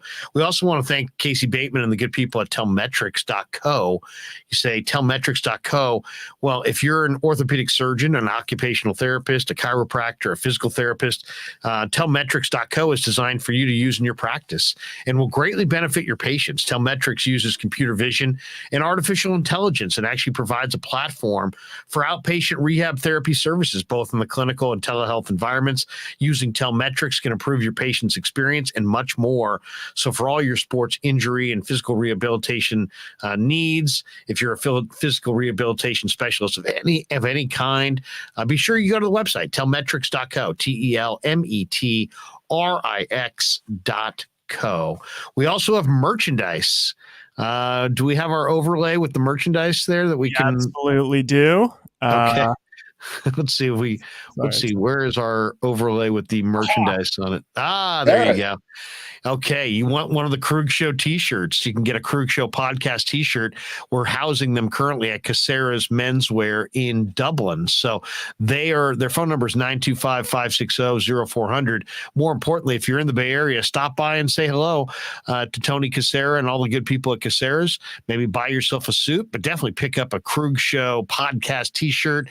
They're black with red design, really a good-looking shirt. 7372 San Ramon Road, right there in Dublin, California. And we have a brand new sponsor that we're welcoming into the mix, and we don't have their read quite yet, but we do have their logo. And can we put their logo up as well, Rye? That is the New York Style Italian Sausage Company, and this is their logo on the top right corner of our live stream, and it's a phenomenal product. So if you love New York style Italian sausage, whether it be the mild, the spicy, the breakfast sausage, you name it, they put together some incredible stuff, and you'll find it in all the Bay Area supermarkets, Safeway, Costco, Lenardi's, you name it. I think it's basically in almost every market, and they sell in bulk in Costco. So New York Style Sausage Company, and thanks to all the good people at New York Style Sausage Company for being a sponsor of the Krueg Show. They're a brand new sponsor, so we'll have their commercial in its entirety coming up probably some point next week on the shows. All right, guys, Warriors lose, and it was it was ugly. Giants get a nice win, and they get a sweep of the Rockies. Why don't we go around the horn one last time for final thoughts on the day that was in sports here in the Bay Area? Rye, why don't we start with you? I'll start with the Giants. I got to say, for some reason, even though I know all these guys are super valuable, I was starting to get a little bit worried, and I was losing hope that, when they came back, everything would get back to normal. But just watching today's game, it was even Longo, who went over and had a bunch of strikeouts, him, Peterson had a bunch of strikeouts, but they were working the count. I think that I forget their starting pitcher's name, who's been shoving all year. I think he went 4 innings and had Alex Cobb, yeah. Or no, sorry, for the Rockies. Who did they go with today? I don't know why, it's on the tip of my tongue. But anyway, he's been shoving all year, and he went 4 innings and had 105 pitches. We were just working the count, and that's what was so beautiful about that Crawford home run. I think the count started 0-2. He worked it to an 8-pitch at bat, and then hit a home run. And I'm like, wait, I recognize this team. I see this team that's wearing all the pitchers out and making it tough going up and down the lineup. And man, seeing Wade out there hitting, and oh god, it was it felt like really close to last year, and so I'm excited about that. And then for the Warriors, hey, maybe I overreacted a bit, but yeah. Okay, I'm just gonna leave with that. We're gonna win it on Saturday or on Friday, but yeah, it's time to start thinking up some schemes for these Phoenix Suns. Chad Kuhl was the name that was eluding us, guys. Chad Kuhl started for the Rockies today. I'll go next. All I'll say is that, the Warriors have played, they've been bipolar Bob in this series. They've been up, they've been down. I think they're kind of fortunate, to be completely honest. The couple games that they got, this is the series where Golden State, I think, has shown that they're too much for Memphis, but not enough to win it all. That's my kind of takeaway. And I think Golden State's going to fall short of winning a title this year, but I do think they'll finish Memphis off on Friday night. The one thing about Golden State, they've been there and they've done that. When you've been to Game 7 of the NBA Finals and a big part of your core has played in multiple finals, you're not fretting because you didn't answer the bell in the second round in a game where Memphis had to have it. Memphis is going to come out again with urgency, but I think Golden State will match that urgency Friday night, and I like Golden State to win that game. And as far as the Giants, I think this has been this has been a get right series for the Giants. The bats are waking up; they're getting healthier. They'd really been struggling offensively and looking really flat in the process. But I think it kind of shows. You get Belt back in the lineup, you get Wade back in the lineup, you put Longoria back in there. Suddenly, your team looks a little bit better. And the pitching's the pitching. The Giants have very good starting pitching and a very deep bullpen, and that's going to keep them in it all year. The pitching will keep them in it. Their fortunes will be determined on how well they swing it, and they swung it well enough to get the sweep. So good win for the Giants and a forgettable game for the Golden State Warriors. Danny, finish up. Yeah, I'm in agreement with you on everything you said there. I will add that one thing I remembered, the hitting instructor I was talking about that I was speaking of earlier, I couldn't remember. It was Alonzo Powell. There you go. Yeah. But I like former Astros coach. Yeah. I like where the Giants are heading. I feel really good about this team. The depth is, starting to come back, all those players, which allows for today, Ruff sat, right? He didn't play. Yeah. So you get Ruff a day off. They got a day off tomorrow. And then he gets back in there when he starts seeing lefties. He's starting to hit. He's coming around. For the longest time, he was hitting in bad luck, and he's had a few bloopers that have fallen in for him, but he's also been hitting the ball hard again. So I just really like this club. I love it when that left-handed lineup is in, and I love our outfield of Gonzalez, Yastrzemski, Wade. It's three lefties, all lefties, bat and glove. It kind of reminds me a little bit in the 70s when the Giants had Maddox and Gary Matthews and Terry Whitfield was another guy they had. They had three young outfielders that were all hitting well. And so I love that lineup, and I love, the fact that we got Slater and Dubon from the right side. These are all guys that are flexible, can play everywhere in the outfield. It used to be the Giants guys could only play one position. They either were the left fielder, or the center fielder, or the right fielder. Now these guys are all interchangeable, all five of them, and that. It's nice. It's nice to have that. It's nice to have that that versatility. Ruff is just he can only play left and possibly right. You'll never see him in center. But those other guys that we mentioned, the Dubon and Slater and the other three lefties. So, and with Longoria back, it's going to take him not too long, but just having him out there. And once he gets his timing down and he starts hitting some balls, it's going to change the lineup because it's going to add another piece with power, and like you said, Larry, the pitching is going to keep him in this. Webb should be going Friday, which is great. They're coming off of a 5-game winning streak, and now you got your co-ace with Rodon.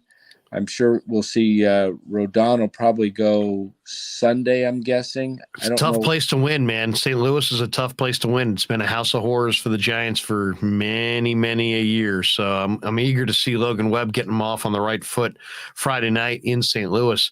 Couple last ones in the chat. SG Sports Talk channel. Can you send the call-in link? I think we're at the end of the show at this point, but we will take calls in our next live streams. Matthew Matthew Mears says, tomorrow a sports break and then back at it on Friday. Fable JVC weighs in with another great show, guys. Thanks very much for your interesting analysis. Have a good night, everyone. And maybe my favorite text or favorite chat of the night, also from Fable JVC. We were talking about bumper cars, and he weighs in with this gem. It's all about T-boning someone. That was always the goal. All right, that really shows the good-natured part of our audience. It's all about T-boning somebody. Remember that when you tell your kids, warn them about the future. Kids, it's all about T-boning someone. Don't ever forget that. All right, guys, good stuff, and thanks to everybody. Make sure you hit that like and subscribe button. Be extra sure to hit that notification bell so you can catch all the upcoming Krueg shows. I'm loving the channel, having a lot of fun. Thanks for supporting us. 4,000 subscribers. We reached that plateau this week. We've got more new stuff coming. Thanks to Len. Thanks to Ryan. Thanks to Dan. Thanks to Casey. Thanks to the sponsors. And thanks to all of you who, as Fitz used to say, without you, we are simply talking to ourselves. So, guys, have a phenomenal night, and we'll catch you tomorrow on The Krueg Show. Yeah, never met a man I've been scared of. Careful, you gon' get exactly what you asked for. Careful, whatever you bring me, getting handled. I answer to no one, I don't need to have.